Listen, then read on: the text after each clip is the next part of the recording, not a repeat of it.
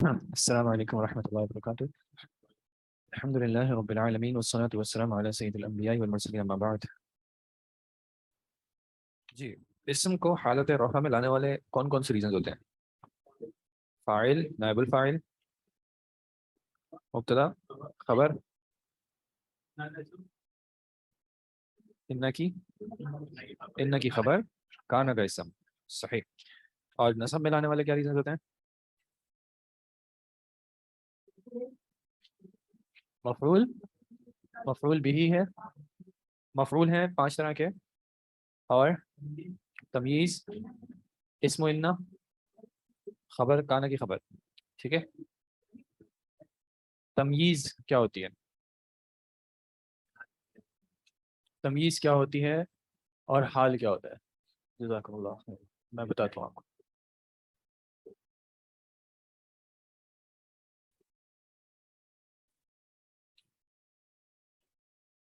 اچھا جی، مثال کے طور پہ اگر میں آپ کو کہتا ہوں میرے پاس 2 ہیں، کیا یہ بات مکمل ہے؟ گرامیٹیکلی یہ بات مکمل ہے، کیونکہ میں نے آپ کو ایک چیز کے بارے میں خبر دی ہے کہ میرے پاس 2 ہیں. اب اس بات میں مسئلہ کیا ہے کہ آپ کو معنی کلیئر نہیں ہو رہا. معنی یہ 2 کیا ہے؟ ٹھیک ہے. گرامیٹیکلی جب ہم سینٹینس اسٹرکچر کو دیکھتے ہیں تو گرامر کے اعتبار سے یہ سینٹینس اسٹرکچر ایک کمپلیٹ سینٹینس بن جاتا ہے. اگر ایسا ہو کہ سینٹینس کمپلیٹ نہ بنے، مثال کے طور پہ میں کہوں خطرناک بادشاہ، اب یہ سینٹینس ہی مکمل نہیں ہے. لیکن جب میں یہ کہتا ہوں کہ میرے پاس 2 ہیں، یہ گرامر کے اعتبار سے سینٹینس مکمل ہے. مسئلہ کیا ہے کہ سینٹینس کا کام تھا ایک معنی کی وضاحت دینا. اب وہ وضاحت کلیریفیکیشن میں یہاں پہ رہ گیا ابہام کہ یہ 2 کیا ہے. آپ کو میرے پاس میں بالکل واضح ہے کہ میرے پاس کا کیا مطلب ہے. یہ 2 کا جو مسئلہ ہے کہ یہ 2 کیا ہے، اب میں کیا واضح کروں گا. میرے پاس 2 قلم ہیں، میرے پاس 2 کتابیں ہیں، 2 سیب ہیں. تو یہ قلم، کتاب، یہ سیب کیا ہوگا؟ یہ اس 2 کے اندر جو ابہام تھا. ابہام کسی کو کہتے ہیں کوئی بات مبہم ہو. مبہم کا کیا مطلب ہوتا ہے؟ چھپی ہوئی ہو، ایک ویگنس ہوتی ہے، کلیئرٹی نہ ہو. ٹھیک ہے.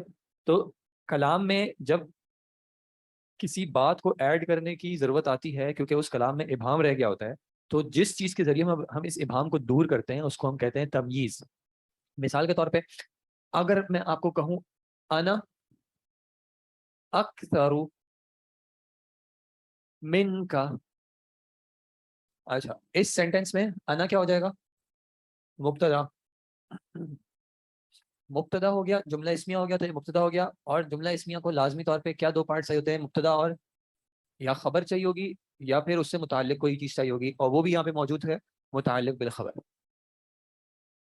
ٹھیک ہے. اب یہ سینٹینس کیسا ہے؟ گرامیٹیکلی بالکل کمپلیٹ ہے. انا اکثر من کا، اس کا مطلب کیا ہوگا؟ میں اکثر زیادہ ہوں، من کا آپ سے، میں زیادہ ہوں آپ سے. آپ اکثر کی جگہ آپ چاہیں اکبر کر دیں، میں زیادہ بڑا ہوں آپ سے. سینٹینس گرامر کے اعتبار سے بالکل کمپلیٹ ہے. مسئلہ کیا ہے؟ اس میں ابہام ہے، اس میں ویگنس ہے. وہ ویگنس کیا ہے کہ یہ کثرت کس اعتبار سے کثرت ہے، یا یہ بڑا ہونا کس اعتبار سے بڑا ہو رہا ہے. آپ کثرت علم کے اعتبار سے کہہ رہے ہیں، مال کے اعتبار سے کہہ رہے ہیں، بینائی کے اعتبار سے کہہ رہے ہیں، ہائٹ کے وزن کے اعتبار سے کہہ رہے ہیں. تو اب یہ جو ابہام ہے اس ورڈ کے اندر، اکثر کے اندر، میں کیا کروں گا؟ میں اس ابہام کو دور کروں گا. قرآن میں آیت کیا ہے؟ انا اکثر من کا مالن، کہ اس ابہام کو اس ورڈ نے آ کے دور کیا کہ میرا یہ جو کثرت ہے یہ کس اعتبار سے ہے؟ مال کے اعتبار سے. تو یہ کیا کہلائے گی؟ یہ ہے تمییز. یہ اس ابہام کو دور کر رہی ہے. اور اس کو گرامیٹیکلی استعمال کس طرح کیا جاتا ہے؟ یہ آتی ہے واحد اور نکرہ. ٹھیک ہے. واحد اور نکرہ آتی ہے. کام کیا اس کا؟ سینٹینس کے اندر اگر کوئی ابہام ہے اس ابہام کو دور کر دے. ٹھیک ہے. ایک دوسرا ورڈ ہوتا ہے حال.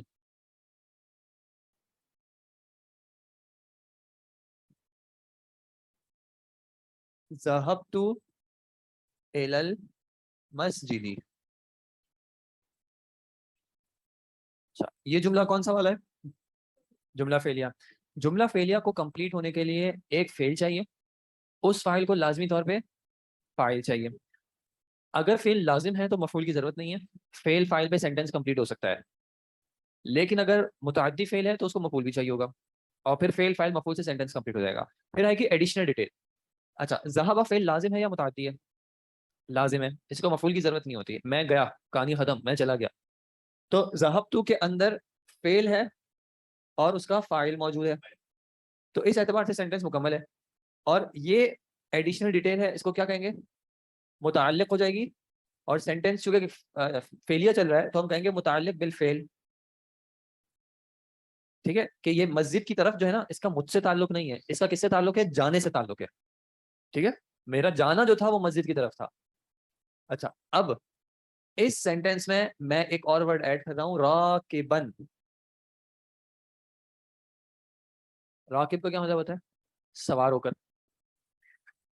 اب یہ میرے اس کویشچن کو جواب دے رہا ہے. کیفا, کیفا کیا کرتا ہے, حال بتاتا ہے, کیفیت بتاتا ہے, ہیئت بتاتا ہے. ٹھیک ہے, جب ایک چیز سینٹینس میں اس سوال کا جواب دے رہی ہوگی اور وہ سینٹینس کا مین اسٹرکچر کا حصہ نہیں ہوگی, تو وہ کیا ہوتا ہے, وہ ہوتا ہے حال. آپ اس کا ترجمہ کیسا کریں گے, میں مسجد گیا اس حال میں کہ میں سوار تھا. آپ راکبن کی جگہ پیدل چل رہے ہو تو آپ کیا کہیں گے, آپ کہہ دیں گے ماشین. ماشین, میں چل رہا تھا, پیدل چلنے کی حالت میں گیا. ٹھیک ہے, اس کا تمیز کا ترجمہ اکثر کس طرح کیا جاتا ہے, بے اعتبار. میں زیادہ ہوں آپ سے بے اعتبار مال, میں بڑا ہوں آپ سے بے اعتبار عمر. ہمیشہ ایسا نہیں ہوگا, سینٹینس ترجمے پہ ڈیپینڈ کرتا ہے, لیکن اکثر ایسا ہو جاتا ہے کہ بے اعتبار جب استعمال کیا جاتا ہے تو اس کا مطلب کیا ہے, کہ میں آپ کو کلیریفائی کر رہا ہوں کہ پیچھے جو بات کی ہے اس میں میرا اعتبار کس چیز کا ہے. ٹھیک ہے, اور حال جو اردو میں بھی استعمال ہوتا ہے کہ وہ حالت بتاتا ہے, کیفیت بتاتا ہے, حیت بتاتا ہے کہ یہ کام کس طرح ہوا, یا جو آپ بات کر رہے ہیں اس کی کیفیت کیا تھی. ٹھیک ہے, تو یہ دونوں بھی جو ہے وہ منسوب ہوتے ہیں.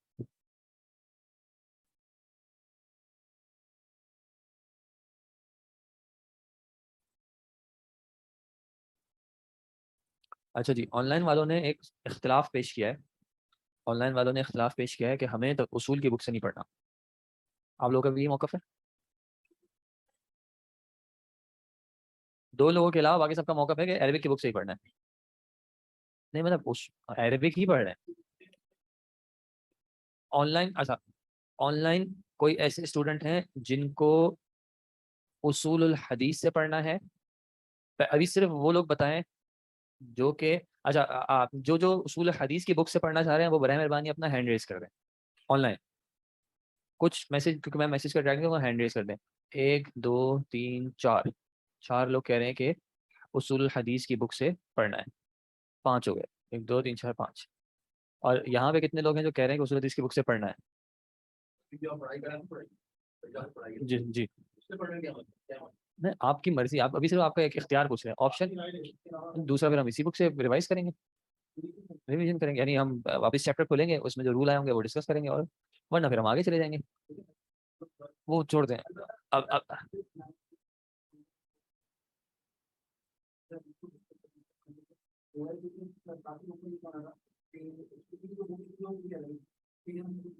ایک کام کریں کہ مائک میں آپ کہہ دینا, تاکہ مجھے اتنا بڑا کلام تو میں ریپیٹ نہیں کر سکوں گا. آپ کا جو ایک طریقہ ہے اور ایک جو خیال ہے. جی جی جی, اور ایک آن کیمپس اسٹوڈنٹ کی طرف سے ایک سجیشن ہے, اس سجیشن کو سن لیتے ہیں.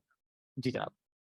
السلام علیکم. علیکم اصل میں السلام. گروپ میں ہمارا جو واٹس ایپ کا گروپ ہے اس میں ڈسکس ہو رہا تھا کہ اصول حدیث کے نوٹس چونکہ کمپلیٹلی عربک میں ہیں تو انہیں پڑھنے میں سمجھنے میں دقت ہو رہی ہے. سبھی کہہ رہے تھے کہ کسی کے پاس اگر اردو میں کمپلیٹلی ٹرانسلیٹ ہوئے ہیں تو مل جائے تو اچھا ہے. اب ہوگا یہ کہ اصول حدیث کے نوٹس سے پڑھنے کا ایک بینیفٹ بس یہ ہوگا کہ عربک بھی ہوتی رہے گی پریکٹس, اور ساتھ ہی ساتھ میں وہ بھی ٹرانسلیٹ یا سمجھ میں آتے رہیں گے, اس کا بھی ریویژن ہوتا رہے گا. یہ بس ایک بینیفٹ ہے. لیکن اگر باقی لوگوں کو لگتا ہے کہ جو بک عربک کے جو کورس کے جو کنٹینٹ ہے اس کو ریوائز کرنا زیادہ مفید رہے گا تو اٹس اپ ٹو دیم. ٹھیک ہے, ٹھیک ہے, اگر آپ بھی مائک میں کر لیں تاکہ وہ اگر کر سکیں, اگر نہیں ہے تو کوئی مسئلے کی بات نہیں, آپ کا کلام میں پہنچانے کی کوشش کر دوں گا. سر ہم نے عربی گرامر میں جتنے بھی رولس وغیرہ پڑھے ان کو ٹرانسلیٹ کرنا, اعراب وغیرہ پڑھا ہے, وہ ہم خالی عربی گرامر کی نوٹس تک ہی ہمارا محدود ہے. مطلب اگر ہم کوئی اور بک کہیں پہ پڑھتے ہیں تو ہمیں سمجھ نہیں آ رہا ہوتا. تو آپ یہ کہہ رہی ہیں کہ اگر ہم اصول حدیث کی اصول بک, الحدیث پڑھیں گے تو پھر ہمیں کہیں اور بھی اپلائی کرنے کا موقع ٹھیک ہے.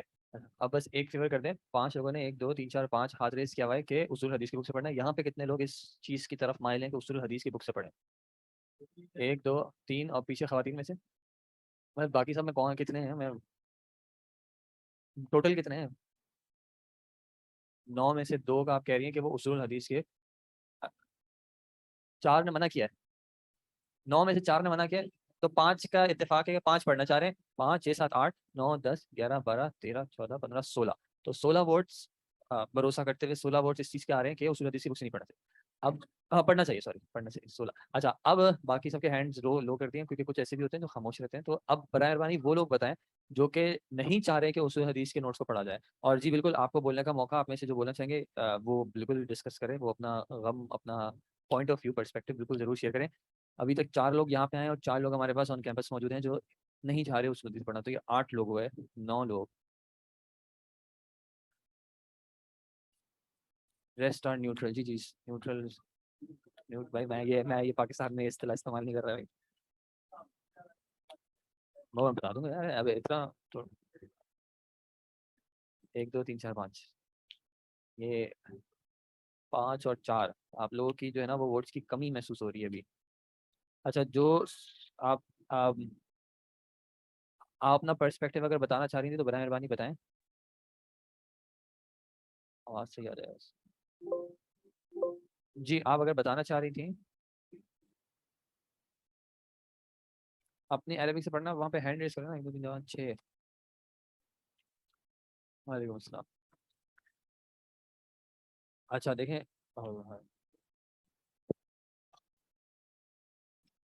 ان میوٹ کیا تھا آپ کا. تاج بختر جی ان میوٹ.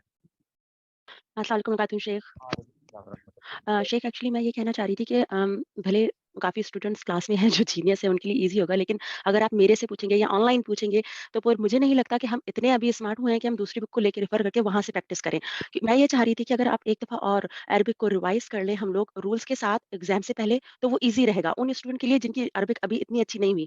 ماشاء اللہ کلاس میں کئی اسٹوڈنٹ ہیں، آن لائن بھی کئی اسٹوڈنٹ ہیں بہت اچھے ہیں، لیکن ہر کوئی سیم پیج پہ نہیں ہے شیخ. چلیں جزاک اللہ خیرہ.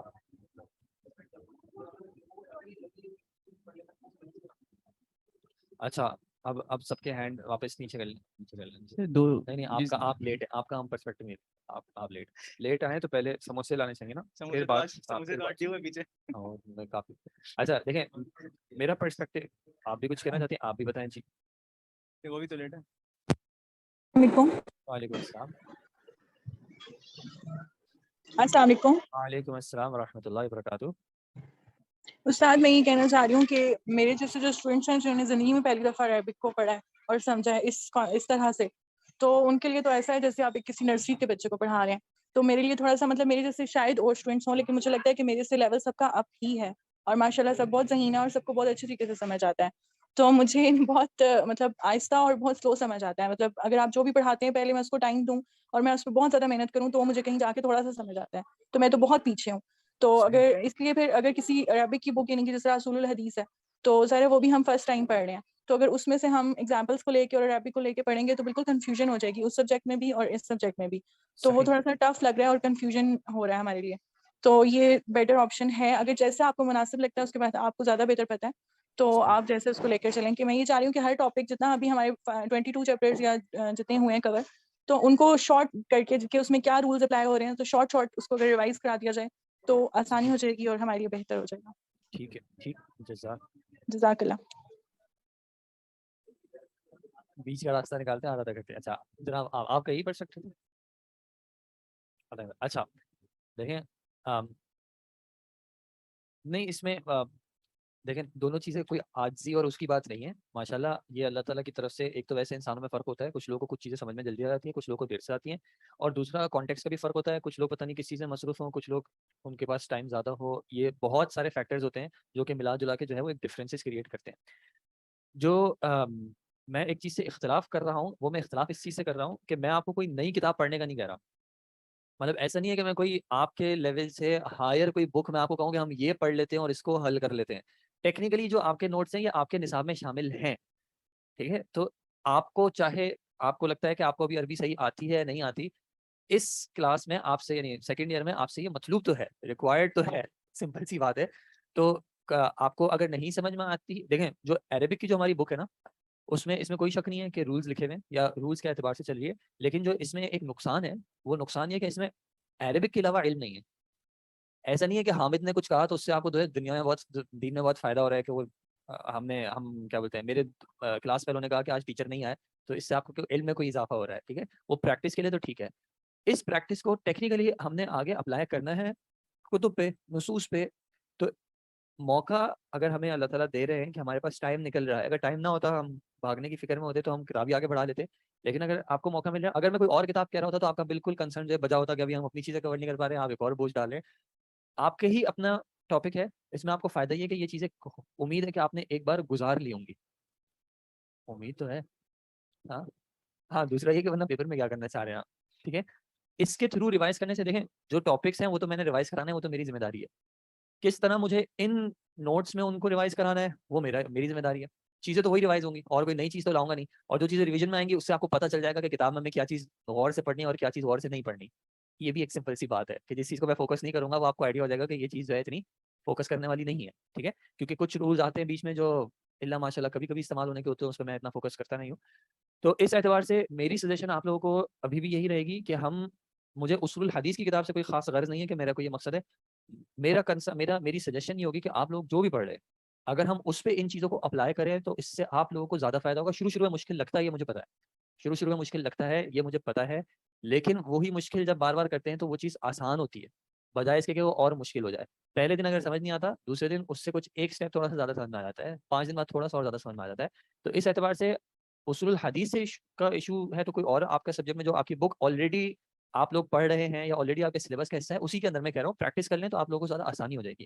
اسی بک کو واپس پڑھنے سے، یہ بک آپ لوگ خود بھی پڑھ سکتے ہیں، بہت آسانی سے پڑھ سکتے ہیں، حرکات اعراب بھی کافی لگے ہوئے ہیں، گزارا ہوا بھی ہے. آپ کے شیخ نظام جو ہے یہ پھر آپ کو نوٹس واپس ریوائز نہیں کرائیں گے، کیونکہ میں نے ان سے جو بات کی ہے وہ پھر آگے اصول فقہ آپ لوگوں کو پڑھائیں گے، کیونکہ اصول فقہ کا سلیبس جو ہے وہ نیکسٹ میں نہیں، وہ اسی سیمسٹر میں شروع کر دیں گے. یہ اگر ہم یہ ریوائز یہاں پہ کر لیں گے تو شیخ نظام پھر اصول فقہ، کیونکہ اصول فقہ کا سلیبس ریلیٹیولی تھوڑا زیادہ ہے، ٹھیک ہے، اصول فقہ کا سلیبس ریلیٹیولی زیادہ ہے. تو شیخ اگر ہم یہاں پہ شروع کریں گے تو شیخ نظام پھر یہ نہیں پڑھائیں گے. انہوں نے مجھے کہا ہے کہ وہ پھر اصول فقہ پہ چلے جائیں گے، ٹھیک ہے. اور ظاہر سی بات ہے اگر اصول فقہ کو زیادہ ٹائم ملے تو اچھا، آپ کے ایگزام میں نہیں آئے گا اصول فقہ، کیونکہ وہ پھر آگے اس میں کور ہوگا. تو ہم ایک کام کرتے ہیں، آج کا دن ہم ایک اور اصول حدیث پہ گزار لیتے ہیں، ٹھیک ہے. اگر آپ لوگوں کا پھر بھی موقف وہی رہتا ہے تو ہم ایسا کر لیں گے کہ یا تو ہم کوئی بیچ کی رائے اختیار کر لیں گے، یا پھر ہم اپنی بک سے، کیونکہ وہ زیادہ، جن کا یہ اوپینین ہے، حقدار یہ زیادہ ہے کہ ان کی بات سنی جائے، کیونکہ اپنا گھر ہوتا ہے. تو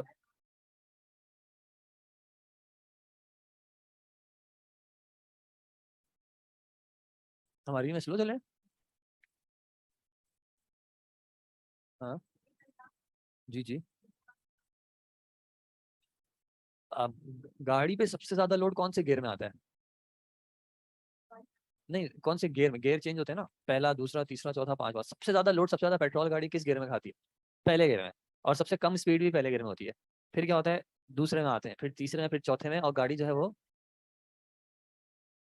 نہیں عربی اصول کے پیریڈز میں نہیں لوں گا، جتنے عربی کے پیریڈز ہوں گے. جیسے جیسے ہم آگے بڑھیں گے، ابھی ہم پریکٹیکل امپلیمنٹیشن پہ آئے. ایک کلاس ہم پریکٹیکل امپلیمنٹیشن کی اس میں ظاہر سی بات ہے کہ ہم سلو ہوں گے. جو ہماری نیکسٹ کلاس ہوگی اس میں تھوڑے تیز ہوں گے. پھر انشاءاللہ امید ہے کہ گیئر بڑھتا رہے گا اور اسپیڈ تیز ہوتی رہے گی. اور اگر یہ نہیں بھی ہوتا تو یہ میں آپ کو گارنٹی کر سکتا ہوں کہ اس کا ٹاپک کنٹینٹ اتنا کم ہے کہ میں آپ لوگوں کو 2-3 کلاس میں پورا ریوائز کرا سکتا ہوں عربی کے بغیر. عربی کے بغیر، عربی کے بغیر. تھوڑا سا چھوٹا سا ہے. پچھلی بار یہ سبجیکٹ میں نے پڑھایا تھا تو پہلے ایک بار پورے سلیبس ہم نے پڑھا تھا، پھر یہ نوٹس ریڈ کیے تھے. جی. تو ایک آدھ دن اور یہی کام کرتے ہیں، اس ہفتے کو ہم اصول ٹرائی کر لیتے ہیں. آج تھرسڈے، کل فرائیڈے، 2 دن ہے بس. 2 دن آپ اصول کو دے دیں. اگر آپ کو نہیں، آج بھی ٹائم ہے، سیکنڈ پیریڈ بھی ہمارے پاس ہے. شیخ طاہر کی طبیعت جو ہے ٹھیک نہیں، آپ ان کو کے لیے دعا کیجیے گا برائے مہربانی.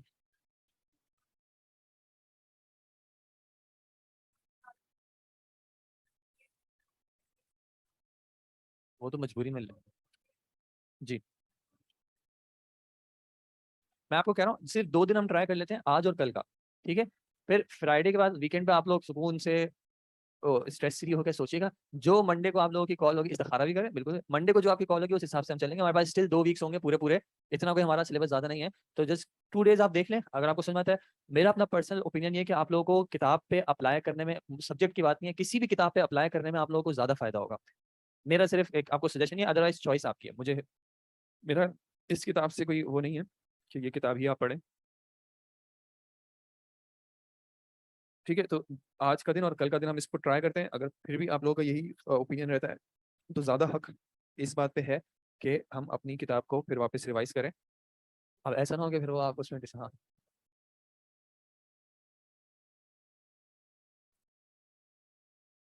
بالکل صحیح بات ہے, بالکل.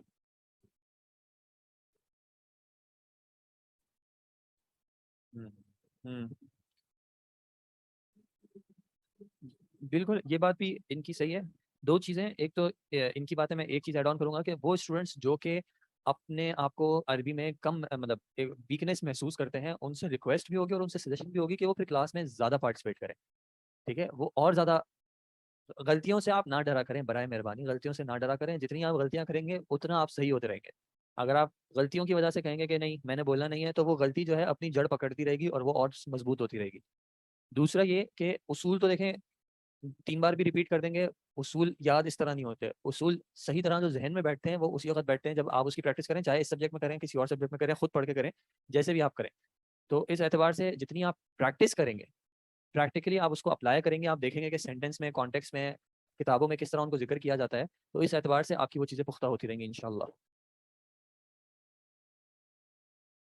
جی آپ کچھ کہنا چاہ رہے ہیں؟ آپ کا ہینڈ ریز تھا. اصول حدیث کے بہت سے ٹرمز ہمیں کلیئر نہیں ہیں, کائنڈلی آپ ریپیٹ کروا دیں. وہ کوئی ایشو کی بات نہیں, آپ اگر بیچ میں آ جاتی ہیں اصطلاحات آپ بتا دیجیے گا, ہم ڈسکس کر لیں گے, کوئی مسئلہ بات. جی السلام علیکم ورحمۃ اللہ سر. وعلیکم السلام ورحمۃ اللہ وبرکاتہ. جی سر میں یہ کہنا چاہ رہی تھی کہ اگر ایسا کرے کہ آپ جو ہماری عربک کی بک ہے اس کے اندر کے کانسیپٹس جسٹ کلیئر کر کے پھر ایک دن وہ اصول حدیث کی بک پہ اپلائی وہ کانسیپٹ, تو ہمیں بھی سمجھ میں آئے گا کہ ہمیں کتنا سمجھ میں آیا ہے اور اپلائی کیسے کرنا ہے. تو یہ دونوں سائڈ بائی سائڈ دونوں چیزیں چل سکتی ہیں. یہ چیز آپ کی بات, آپ کی سجیشن بہت اچھی ہے, اس میں کوئی شک نہیں ہے, لیکن یہ چیز پریکٹیکلی تھوڑی سی چیلنجنگ اس وجہ سے ہو جائے گی کیونکہ پھر وہ ہمیں نوٹس میں ڈھونڈنا پڑے گا کہ وہ والا رول کہاں پہ اپلائی ہو رہا ہے. اب مثال کے طور پہ انا اگر ہم دیکھیں, اب انا اس ٹیکسٹ میں کہاں پہ اپلائی ہو رہا ہے وہ ڈھونڈنا, پھر اس کو آؤٹ آف کانٹیکس دیکھنا, وہ ایک چیلنجنگ, اور اس سے پھر ان اصول میں کھچڑی پک جائے گی. اصول وہ نہیں ہو سکیں گے, تو پھر اگر وہی کرنا ہوگا تو پھر اس سے بہتر میرا سجیشن ہوگا کہ ہم قرآن پہ کر لیں, کیونکہ قرآن یا حدیث میں وہ ڈھونڈنا ریلیٹیولی آسان ہو جائے گا اور اس میں جو ہے آپ کو زیادہ فائدہ ہو جائے گا بجائے ان نوٹس کے. تو اگر آپ لوگ یہ بھی آپ کر سکتے ہیں ہم کہ ہم پریکٹیکلی جو ہے وہ ہم اس کے حساب سے آیات یا ہم احادیث جمع کر لیں, اور اس میں کلاس کے جو جینیس اسٹوڈنٹس ہیں ماشاء اللہ ان کی بھی رسپانسبلٹی لگا سکتے ہیں کہ بھائی ان رولس کے حساب سے آپ آیات اور احادیث جمع کریں, یا میں بھی یہ فرائض انجام دے سکتا ہوں, میری ذمہ داری ہے, تو ہم دیکھ لیں گے اس کو. اوکے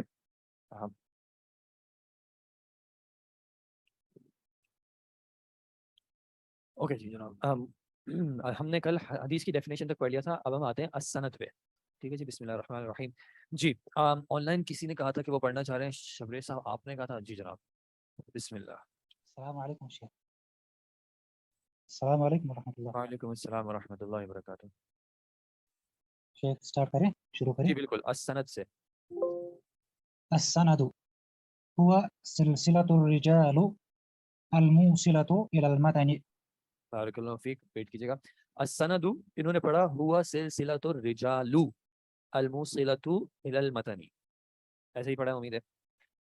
اچھا, ہوا یہاں سے سینٹینس شروع ہو رہا ہے. سینٹینس ہوا سے اگر شروع ہو رہا ہے, ہوا اسم ہے, فعل ہے یا حرف ہے؟ اسم ہے, اور اسم میں ایک خاص طرح کا اسم ہے, کون سا؟ ضمیر. بارک اللہ فیک, ضمیر. ٹھیک ہے, تو ضمیر اسم سے اگر سینٹینس شروع ہو رہا ہے تو یہ جملہ کس ٹائپ کا ہوگا؟ جملہ اسمیہ. اور دوسرا کون سا ہوتا ہے جملہ فعلی؟ یہاں پہ فعل نہیں ہے, اسم ہے. جب ہوا جملہ اسمیہ کی ابتدا ہے تو یہ خود سینٹینس میں کیا بنے گا؟ مبتدا بنے گا. جب یہ مبتدا بن رہا ہے تو یہ کس اعرابی حالت کی جگہ پہ آ رہا ہوگا؟ مرفوع, رفع کی جگہ پہ آ رہا ہوگا. یہ مبتدا ہو گیا, آگے اس کو کیا چاہیے ہوگی؟ اس کی خبر. تو سلسلہ جو ہے وہ کیا بنے گی؟ خبر. خبر کون سی اعرابی حالت میں ہوتی ہے؟ نصب میں ہوتی. خبر نصب مرفوع ہوتی ہے. مبتدا اور خبر دونوں مرفوع ہوتے ہیں, حالت رفع میں ہوتے ہیں. تو انہوں نے بالکل صحیح پڑھا سلسلہ تو. تنوین پڑھا نہیں پڑھا؟ تنوین انہوں نے نہیں پڑھا. اب تنوین انہوں نے کیوں نہیں پڑھا؟ اسم کا حق تو ہے کہ تنوین پڑھا جائے, تنوین کیوں نہیں پڑھتے؟ ایک ریزن کیا ہوتا ہے کہ اگر شروع میں ہم کیا لگا دیں, ال لگا دیں, تو تنوین نہیں پڑھتے. دوسرا ریزن ہوتا ہے کہ ہم غیر منصرف ہو. دوسرا ریزن ہے کہ غیر منصرف ہو. غیر منصرف کے پہلے 2 ریزنز آپ کو دیکھنے پڑیں گے. کون کون سے ریزن سے؟ یا وہ علم ہو, کسی کا نام ہو, یا وہ صفت ہو. سلسلہ کس کو کہتے ہیں؟ زنجیر یا چین. ٹھیک ہے, کیا چین کسی کا نام ہے؟ نہیں. کیا چین کوئی صفت ہے؟ آپ بڑے چین لگ رہے ہیں, ایسا تو نہیں کہیں گے نا. تو یہ صفت بھی نہیں ہے اور یہ علم بھی نہیں ہے, تو اس کا مطلب ہے اس میں غیر منصرف کی طرف ہم نہیں جا رہے. تیسرا ریزن کیا تھا تنوین نہ آنے کا؟ کہ وہ مضاف ہو سکتا ہے. اگر وہ مضاف ہوگا تو اس کے بعد اس کو کیا چاہیے ہوگا؟ مضاف الیہ. اور مضاف الیہ کا رول کیا ہے؟ مجرور. ال ہو نہ ہو سے رول نہیں ہے. مضاف الیہ کا رول ہے کہ وہ مجرور ہوگا. ٹھیک ہے, مضاف الیہ کا سنگل رول کہ وہ مجرور ہوگا. تو سلسلۃ الرجال ہوا سلسلۃ الرجال. وہ یعنی کہ وہ ہوا کون ہے؟ سند السند. سند جو ہے سلسلۃ الرجال، رجال رجل کی جمع، اور کون سی والی جمع؟ جمع مکسر مکسر، کیونکہ رجل کا وزن چینج ہو گیا، رجال فعال کے وزن پہ آ گیا. تو آدمیوں کا سلسلہ ہے یا آدمیوں کی ایک کڑی ہے، آدمیوں کی ایک چین ہے. ٹھیک ہے. اب وہ چین کیسی ہے؟ الموصلہ. اب اس میں اس کا اعراب کیا پڑھیں گے؟ دیکھیں سینٹینس میں ہوا مبتدا ہو چکا ہے، سلسلۃ الرجال جو ہے اس کی خبر ہو چکی ہے. جملہ اسمیہ میں مبتدا آ چکا ہے، خبر آ چکی ہے. تو اب الموصلہ کیا بنے گی؟ تمیز جو ہے وہ نکرہ ہوتی ہے، واحد نکرہ ہوتی ہے. کیا بنے گا؟ مفعول کے لیے اس کو فعل چاہیے ہوگا. صفت بنے گی شیخ. متعلق اگر بنائیں گے تو متعلق بنے گا یا تو حرف جر سے یا پھر ظرف سے. موصوف صفت صفت بن سکتا ہے، لیکن کس کی؟ یہ موصوف بنے گا یا یہ صفت بنے گی؟ صفت صفت بنے گی. تو پیچھے ہمیں کون اس کا موصوف مل سکتا ہے؟ الرجال. الرجال رجال مذکر ہوتا ہے مؤنث ہوتا ہے؟ مذکر ہوتا ہے. الموصلہ مذکر یا مؤنث؟ مؤنث سے بولتا ہے. تو یہاں پہ چیلنج آ جائے گا. نہیں ابھی صفت موصوف کو ہی ایکسپلور کرے نا. مرد تو دیکھیں اکثر دھوکہ دے جاتے ہیں، تو مردوں پہ ویسے بھی ڈیپینڈ نہ کریں، پیچھے بھی تو کچھ ہے مردوں کے. سلسلہ، سلسلہ کی موصلہ صفت بن سکتی ہے نہیں بن سکتی؟ بن سکتی ہے. دیکھیں اختلاف آ گیا نہیں، اور آپ بھی اس اختلاف میں بہہ گئے. الف لام نہیں ہے تو سلسلہ معرفہ نہیں ہے تو تنوین بھی تو نہیں ہے، نکرہ بھی تو نہیں ہے. نہ معرفہ یا نکرہ ہے، تیسرا آپشن کیا ہے؟ سلسلہ معرفہ نہیں ہے نا. کیوں معرفہ نہیں ہے؟ کیونکہ ال نہیں ہے. تو تنوین بھی تو نہیں ہے تو نکرہ بھی نہیں ہوا، تو نہ معرفہ نہ ہوا نکرہ ہوا. تو جب وجہ نہ اس پہ ال ہے نہ تنوین ہے، تو اس کا نہ ال نہ تنوین اس کی وسعت کو ڈیفائن ہی نہیں کر سکتا. مضاف کی وسعت کس سے ڈیفائن ہوگی؟ مضاف معرفہ یا نکرہ، یا کون بتائے گا ہمیں؟ مضاف الیہ بتائے گا. تو مضاف الیہ معرفہ یا نکرہ ہے؟ تو جب مضاف الیہ معرفہ ہے تو مضاف بھی کیسا ہوگا؟ معرفہ ہوگا. تو سلسلہ کیسا ہوا؟ معرفہ ہوا. جب سلسلہ معرفہ ہے، الموصلہ اس کی صفت بن سکتی ہے؟ بن سکتی ہے. سلسلہ مؤنث ہے، موصلہ اس کی صفت بن سکتی ہے؟ بن سکتی ہے. سلسلہ ایک ہے، عدد میں ایک ہے، اور موصلہ اس کی صفت بن سکتی ہے. جب اس طرح، اور موصلہ کے اندر صفاتی معنی ہے پہنچانے والی، موصلہ کا مطلب پہنچانے والی، تو یہ صفت بن سکتی ہے. اب ایک چیز جو آپ کے ہاتھ میں ہے، آپ کے ہاتھ میں کیا ہے؟ دیکھیں آپ کے ہاتھ میں اس کا جنس نہیں ہے، آپ کے ہاتھ میں اس کی عدد نہیں ہے، آپ کے ہاتھ میں اس کی وسعت نہیں تھی. آپ کے ہاتھ میں کیا ہے ابھی؟ اس کا اعراب آپ کے ہاتھ میں، یعنی آپ کی زبان پہ، ہاتھ میں نہیں، آپ کی زبان پہ، ہاتھ سے آپ مارک کر سکتے. تو اب آپ جو سلسلہ کو اعراب دے رہے ہیں وہی آپ موصلہ کو دے دیں. سلسلہ کو کیا اعراب دیا تھا؟ رفع دیا تھا. سلسلہ کو رفع کیوں دیا تھا؟ ہوا مبتدا تھا، سلسلہ کیا تھی؟ خبر تھی. تو سلسلہ تو پڑھا تھا تو اس کو الموصلہ تو پڑھ لیں گے. ہوا سلسلۃ الرجالی الموصلہ تو، موصلہ پہنچانے والا. یہ ایک ایسی چین ہے جو کہ پہنچاتی ہے، یا پہنچانے والی چین ہے. کدھر پہنچاتی ہے؟ الل متنی. الا کیا ہے جی؟ حرف جر ہے، تو متن کیسا ہو جائے گا؟ مجرور. متن کس کو کہتے ہیں؟ خیر اس کے نیچے ڈیفینیشن لکھی ہوئی ہے، وہ بھی پڑھ لیں گے. لیکن ٹیکسٹ جو ہوتا ہے، تو سند کیا ہے؟ راویوں کا یا رجال. رجال جو ہے وہ اغلبیت کی وجہ سے استعمال ہوتا ہے، ورنہ سند میں خواتین بھی آ سکتی ہیں، ضروری نہیں ہے کہ وہ صرف آدمی ہو. لیکن اغلبیت یعنی زیادہ تر جو روات ہیں وہ اصول الحدیث میں مذکر ہے، مرد رہے. تو اس وجہ سے لوگوں کا وہ سلسلہ یا لوگوں کی وہ کڑی، اس کی چین جو کہ پہنچاتی ہے ہمیں کہاں تک؟ متن تک پہنچاتی ہے. اور المتن کیا ہے جی؟ جو پڑھنا ہے پڑھ لو یار. تمیز ابھی نہیں آئی ہے، ابھی ہم بدتمیز چل رہے ہیں. میں نے کہا تھا تمیز ہوتی ہے واحد نکرہ، واحد نکرہ ہوتی ہے، حکم میں نہیں. واحد نکرہ، واحد نکرہ کا سکھائے گا. یہاں پہ یہ نکرہ نہیں ہے. الموصلہ جی. آپ نے متن پڑھا ہے؟ متن پڑھا ہے؟ مت تا، تا پر ساکن پڑھا ہے، تو تا پر ساکن پڑھا ہے. المتن. اچھا وہ تو المتنی پہلے تھا نا، اب آگے جو ڈیفینیشن آ رہی ہے وہ تو پڑھے. رجال مجرور ہوگا، رجال مجرور ہوگا. رجال کیوں مجرور تھا؟ مضاف الیہ ہونے کی وجہ سے رجال مجرور ہوگا. الا کی وجہ سے متن کے نیچے کسرہ لگے گا. متن کی ڈیفینیشن نیچے بالکل لکھی ہوئی ہے. متن کی ڈیفینیشن کیا ہے جی؟ یار لغوی معنی نہیں بتایا ابھی. نہیں لغوی معنی بھی نہیں، ابھی جو ہمارے پاس ورڈز لکھے ہیں اس کو دیکھنا ہے. لغوی اور اصطلاحی وغیرہ وہ شیخ نے آپ کو لکھوایا ہوں گے.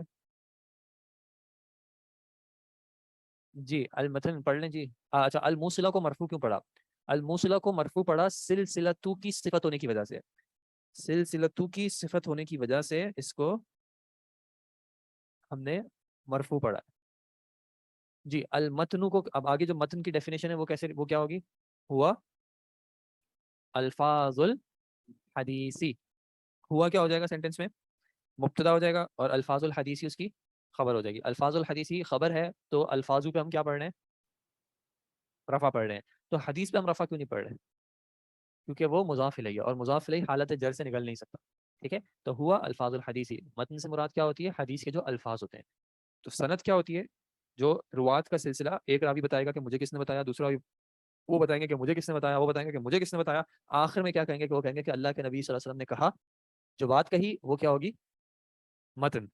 ٹھیک ہے، تو سند یہ جو روات کا سلسلہ اور پھر جو کلمات ہوں گے وہ آ جائیں گے متن. ٹھیک ہے جی جی کس طرح آتی ہے؟ مضاف مضاف الیہ کے بیچ میں صفت نہیں آتی. مضاف مضاف الیہ کے بیچ میں صفت نہیں آتی، پھر آخر میں آتی ہے. اچھا ایک چیز اگر آپ تھوڑا سا یاد کریں، ہم نے افعال جب پڑھے تھے تو افعال کے اعتبار سے ہم نے دیکھا تھا کہ افعال کچھ ہوتے ہیں ثلاثی مجرد. ثلاثی مجرد کا کیا مطلب ہوتا ہے؟ 3 حرفی ہیں. اور مجرد کا مطلب کیا تھا؟ کہ ماضی کے پہلے صیغے میں صرف وہی 3 الفابیٹس ہوں گے. تو فاعلہ، فاعلہ اور فاعولہ. اس اعتبار سے مجرد کے 6 ٹوٹل ابواب تھے. کون کون سے تھے؟ ایک تھا ضرب یضرب، ایک تھا نصر ینصر، فتح یفتح. یہ تینوں کیسے ہیں؟ جس میں ماضی مفتوح والا ہے، فتح، ضرب اور نصر. پھر چوتھا کون سا تھا؟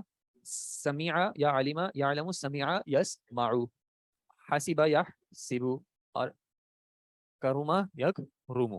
ٹھیک ہے، تو یہ 6 ہو گئے. فتح یفتح، ضرب یضرب، نصر ینصر، سمیع یسمع، حسب یحسب اور آخر میں کرما یکرم. جب اگر ماضی کے پہلے صیغے میں اس کے علاوہ ایڈیشنل الفابیٹس آ جاتے ہیں تو اس کو کیا کہا تھا؟ ثلاثی مزید فی. ٹھیک ہے، اس میں کون کون سے پڑھے تھے؟ ایک تھا افعل یفعل افعال، جیسے کہ اسلم یسلم اسلام.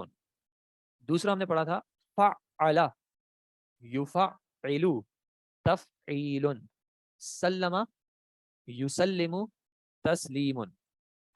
تیسرا کون سا پڑھا تھا؟ تیسرا پڑھا تھا فاعل یفاعل مفاعلۃ یفعل، جیسے کہ جاہد یجاہد مجاہدۃ و جہاد. اس کے بعد ہم نے 3 سملر پڑھے تھے، وہ تھے افتعل یفتعل افتعال، جیسے کہ اقترب یقترب اقتراب. اور اسی کے پیٹرن پہ تھا انفعل ینفعل انفعال. اس کی ایگزامپل کسی کے ذہن میں؟ انکسر ینکسر انکسار، یا انقلب ینقلب انقلاب، یا پھر انقسم ینقسم انقسام. اور آخر ہم نے ایک پڑھا تھا استفعل یستفعل استفعال، استغفر یستغفر استغفار. تو یہ باب انفعال یاد رکھے گا، انفعل ینفعل انفعال، انقسم ینقسم انقسام. مجرد ثلاثی کے یوز کیا ہے اور یہ کب یوز ہوتے ہیں؟ یہ ان کا ایک خاص معنی ہوتا ہے، اور جب وہ معنی آپ کو یوز کرنا ہو تو آپ ان کا استعمال کریں گے. مزید فی کے اپنے معنی ہوتے ہیں، جب آپ کو وہ معنی یوز کرنا ہو تو آپ وہ یوز کریں گے. جیسے اگر آپ کو بتانا ہے کوئی شخص سوئمنگ کر رہا ہے تو آپ کہیں گے کہ وہ سوئمنگ کر رہا ہے. وہ کھانا کھا رہا ہوگا تو آپ کیا کہیں گے؟ کھانا کھا رہا ہے. تو اس طرح کبھی چھوٹا ورب آ جائے گا، کبھی بڑا ورب آ جائے گا. اب رن میں کتنے الفابیٹس ہیں؟ 3. ایٹ میں کتنے الفابیٹس ہیں؟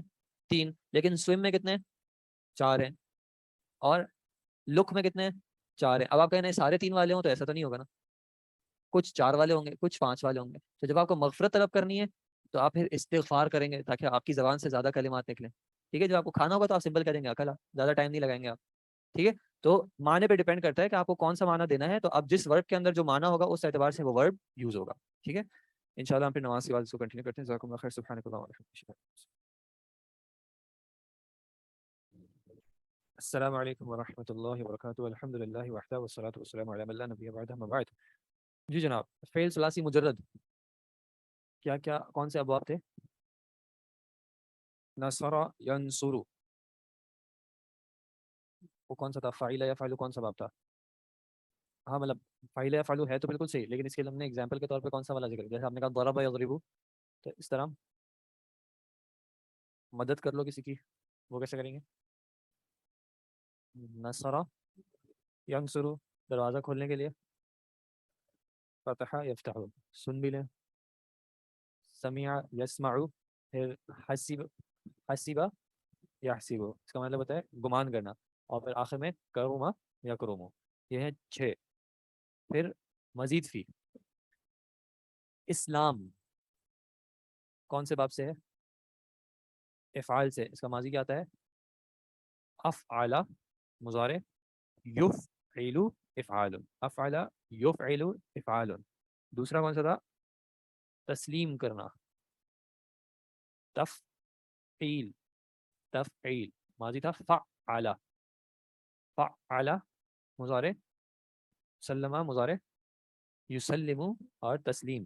تو فعل یفعل اور تفعیل. اور پھر تیسرا تھا فاعل. فاعل یفاعل مفاعلۃ. یہ تینوں ایک کمبینیشن ایک اس طرح بنتے ہیں افعل فعل اور فاعل. یہ تینوں ایک کمبینیشن کیوں بنتے ہیں کہ ان تینوں میں جو ہے وہ ایک ایڈیشنل الفابیٹ ہے. اس میں یہ ایڈیشنل ہے، اس میں اس کی ریپیٹیشن ہے تو یہ ایڈیشنل ہے، اور اس میں یہ ایڈیشنل ہے. ٹھیک ہے، ایک ان میں یہ کامن بات ہے. دوسری ان میں کیا کامن بات ہے آپ مجھے غور سے لکھ کے بتائیے گا.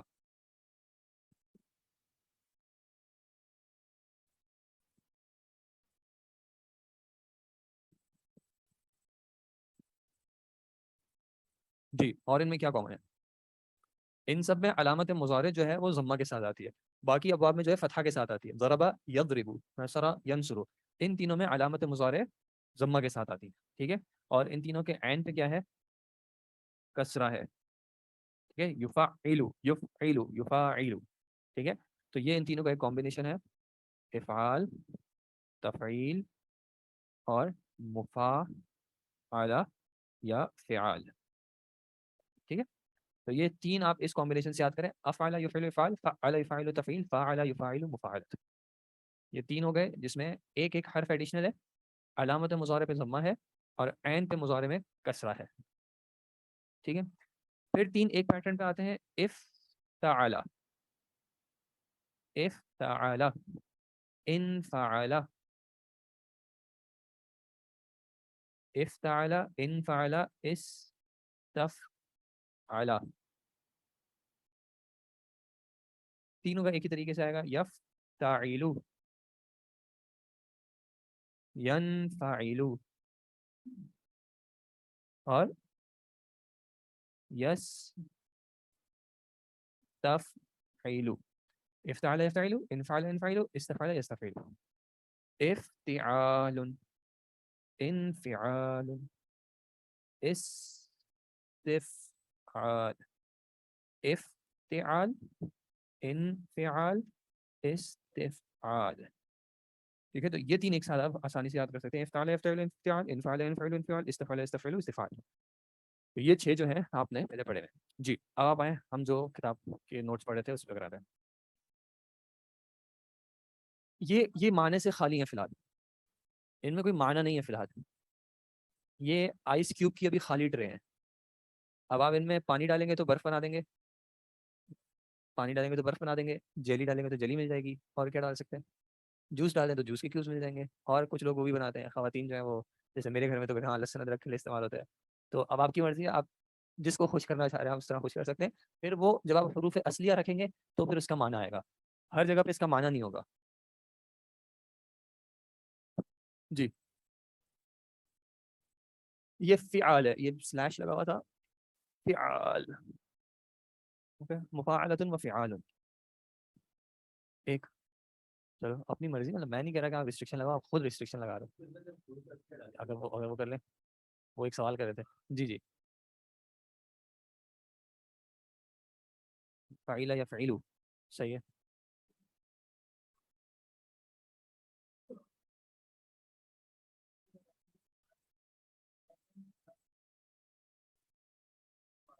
یہ مصدر ہے اس کے، کچھ کے زیادہ مصدر بھی ہو سکتے ہیں، لیکن ہر کسی کا اس پیٹرن پہ نہیں آئے گا. مجرد میں مصدر کا پیٹرن نہیں ہے. مزید میں مصدر کا پیٹرن ہے، مجرد میں مصدر کا پیٹرن نہیں ہے. وہ پھر الگ الگ اس کے آتے ہیں. یہ نا یہ اس میں خطرناک کتابیں کلاس میں لا رہے ہیں. اچھا اچھا، مذاق کر رہا ہوں. جی آپ کیا پوچھ رہے ہو؟ استفعال. جی، ہمیشہ ایسا نہیں ہوگا. ہمیشہ کے روز نہیں ہے، یہ اغلبیت یا اکثریت کے روز ہیں کہ اکثر ایسا ہوگا. ہمیشہ نہیں ہوگا، ایسے باب ہوں گے لیکن ہمیشہ طلب کا معنی نہیں دے گا. ہاں دوسرے بھی معنی دے سکتے ہیں، میں آپ کو کہہ رہا ہوں کہ ہمیشہ طلب نہیں ہوگا لیکن اکثر میں ایسا ہوگا کہ طلب کا معنی دیکھے گا.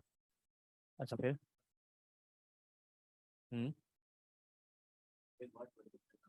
جی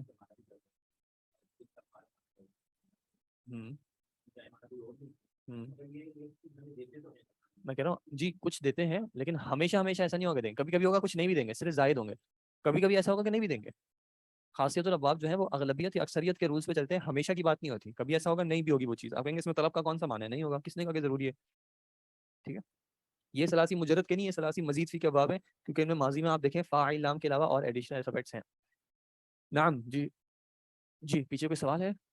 استفعل یہ آپ لکھنا چاہیں لکھ لیں، ادروائز اپنی پرانی ایک آپ کی ایک محبت ہے عربک گرامر 101 کی، اس میں جی جی میں نے نہیں لکھا ہے، وہ نوٹس میں آپ کو لکھایا ملا ہے جی، لکھا ہوگا انشاءاللہ. اصل میں کتابیں کچھ تعویذ کی طرح ہوتی ہیں، جب نیا آ جاتا ہے تو پرانے والا چلا جاتا ہے، پڑھی ہوئی ہوتی ہیں تبرکن، ان سے کمرے میں ثواب پہنچ رہا ہے. جی بھائی کون آگے ریڈ کریں پلیز. ہاں شبیر صاحب آپ کر رہے تھے معذرت، آپ نے 2 ہی لائنیں پڑھی تھی، اس کے بعد ہم خاموش ہیں. جی بھائی جی شیخ متن سے نیچے پڑھے. جی بالکل.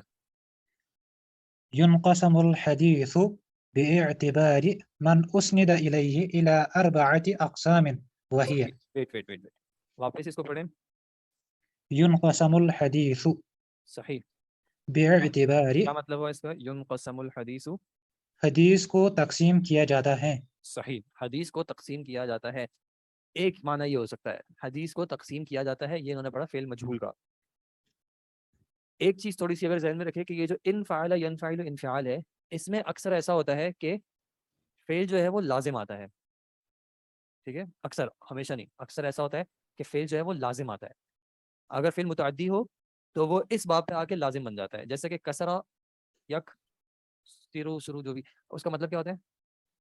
توڑنا. انفعال پہ لائیں گے تو کیا بنے گا؟ لیکن فعل کیا بنے گا؟ ان کسرا ینکسر انکسار، اس کا مطلب ہے ٹوٹنے کا. تو ان قسمہ ینقسمو کا مطلب کیا ہوگا؟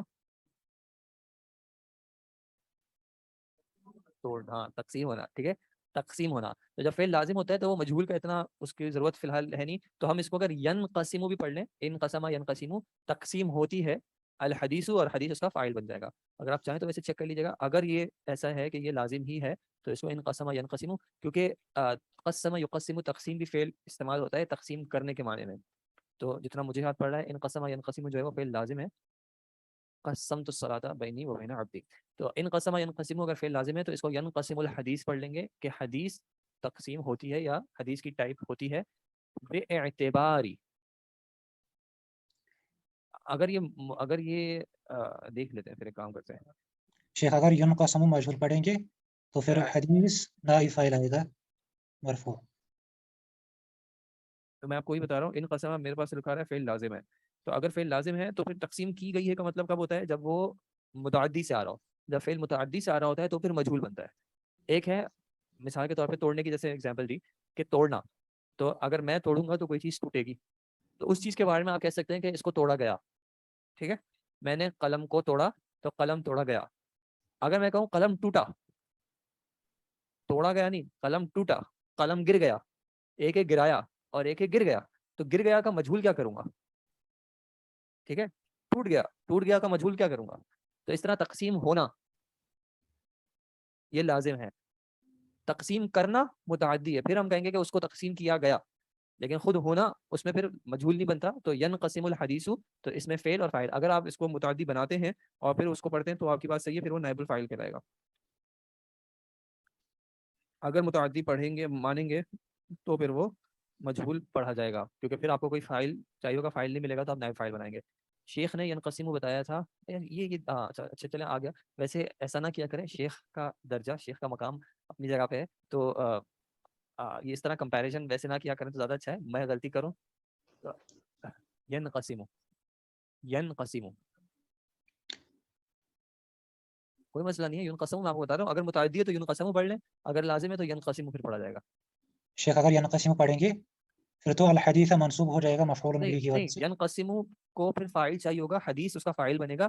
حدیث ڈیوائیڈ ہوتی ہے یا حدیث ٹائپ آف فائل ہوتی ہے، مطلب کیا ہوتے ہیں؟ شیخ کام تو حدیث پہ ہوتا ہے نا. حدیث کی قسم ہوتی ہے, حدیث منقسم ہوتی ہے, اصل میں منقسم تقسیم ہوتی ہے, حدیث تقسیم ہوتی ہے.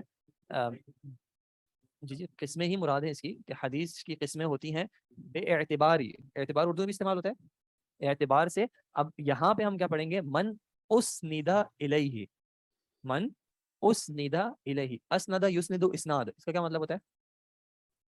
اسندا یسند اسناد. اور باب کون سا ہے؟ پہلا افعل یفعل افعال. تو اسندا یسند اسناد کا مطلب ہوتا ہے سند کرنا, نسبت کرنا, ٹھیک ہے, بمعنی اضافہ, اضافت کرنا. تو یہاں پہ اس کو مجہول پڑھیں گے اسندا الیہ, کہ جس کی طرف سند کو, حدیث کو اضافت کی جا رہی ہے, جس کی طرف اس کی نسبت کی جا رہی ہے. حدیث کی تقسیم ہوتی ہے اس اعتبار سے کہ اس کو کس کی طرف نسبت کی جا رہی ہے, الی اربعۃ اقسام. کتنی ٹائپس میں؟ 4 ٹائپس میں. کون مفعول ہے؟ من اسندا الیہ نہیں, اسندا کے اندر ضمیر ہے ہوا, جو کہ پیچھے من کی طرف جائے گی, اور یہ الیہ اس کا متعلق ہو جائے گا. ٹھیک ہے, آپ کیا کہہ رہے تھے؟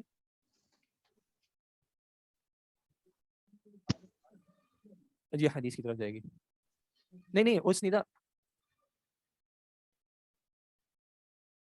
الیہ میں, عفوا الیہ میں جو ہا ضمیر ہے یہ جائے گی من کی طرف, اور اسندا جو ہے, اسندا جو ہے اس کے اندر جو ہوا ہے وہ پیچھے جائے گی حدیث کی طرف, کیونکہ نسبت کس کی جا رہی ہے؟ حدیث کی جا رہی ہے, اور الا کی طرف کی جا رہی ہے. وہ کی جو ہے وہ شخص ہوگا, حدیث کی نسبت کسی شخص کی طرف کی جا رہی ہوگی.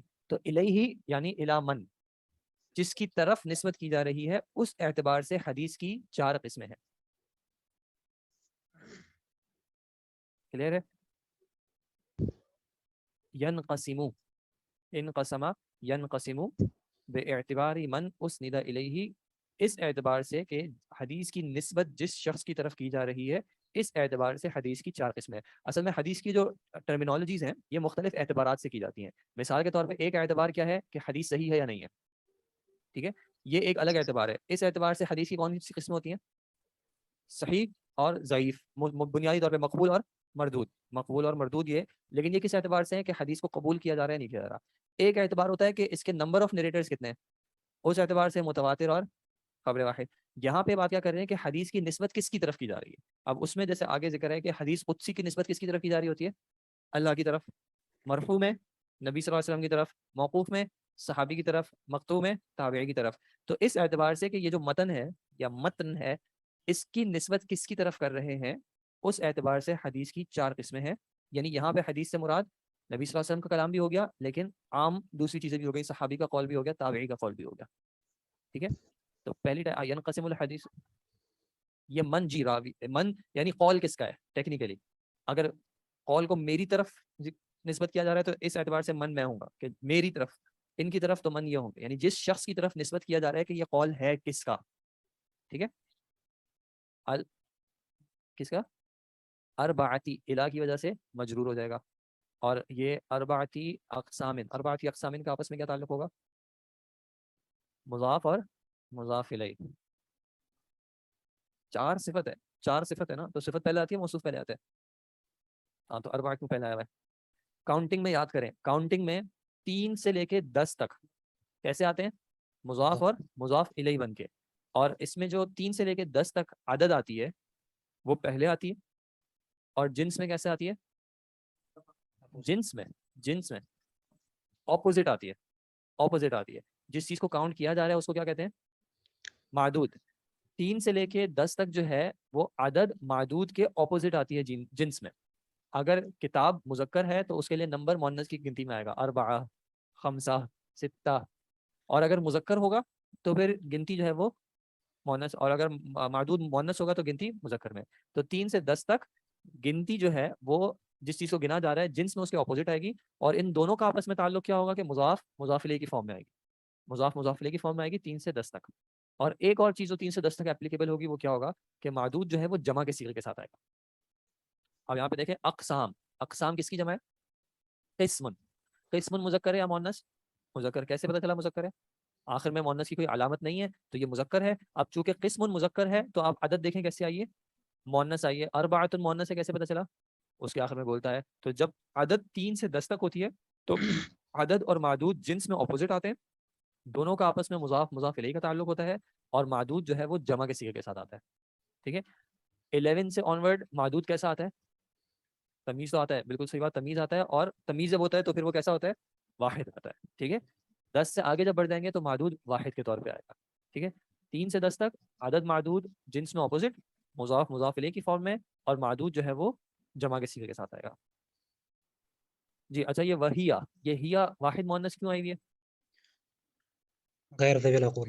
کون غیر عاقل کی جمع ہے؟ اقسام. حدیث بارک اللہ فیک. قسموں کی بات ہو رہی ہے تو اقسام جو ہے وہ غیر عاقل کی جمع ہے، اس وجہ سے اس کے لیے ضمیر آئی واحد مؤنث کی. ٹھیک ہے. جی پہلی قسم کیا ہے؟ الحدیث القدسی صحیح. هو ما نقل عن النبي صلى الله عليه وسلم مع إسناده إياه إلى ربه أو ما رواه النبي عن ربه تعالى. صحیح. ہوا ما نقل عن النبی صلی اللہ علیہ وسلم. ہوا سینٹینس میں کیا ہو جائے گا؟ مبتدا. سینٹینس اس سے شروع ہو رہا ہے. یہ ما کون سا ما ہوگا؟ موصولہ. موصولہ. کہ وہ جو کہ یا جس کو کیا کیا جاتا ہے؟ نقل کیا جاتا ہے. نقل کیا جاتا ہے اردو میں ہم کس صیغے کے ساتھ بول رہے ہیں؟ مجہول کے ساتھ بول رہے ہیں. نقل کیا جاتا ہے. ایک ہے ما اسم ہے، ما موصولہ اسم ہوتا ہے.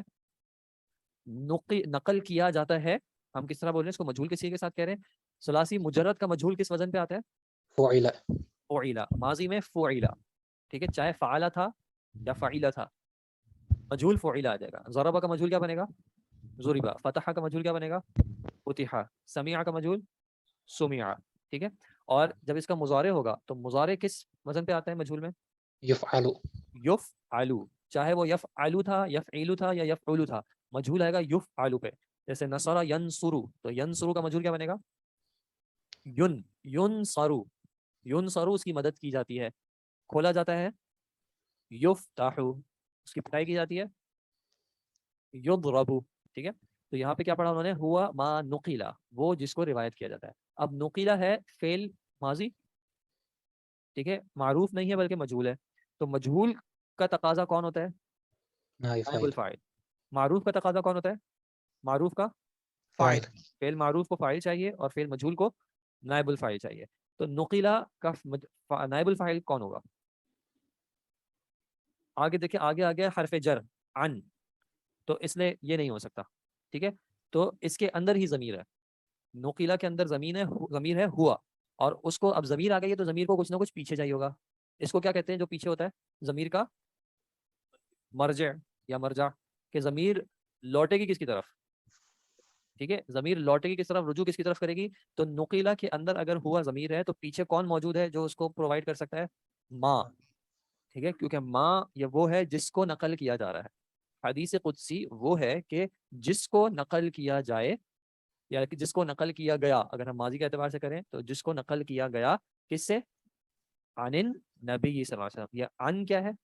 حرف جر. تو اس کے بعد النبی کیا ہو جائے گا؟ صلی اللہ علیہ وسلم مجرور. عن نبی. تو التقاء الساکنین کی وجہ سے شیخ صاحب آ گئے.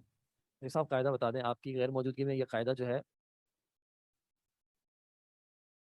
جی شیخ جی. اذا حرک بالکسرہ، تو ان ملانے کے لیے انن پڑھ رہے ہیں.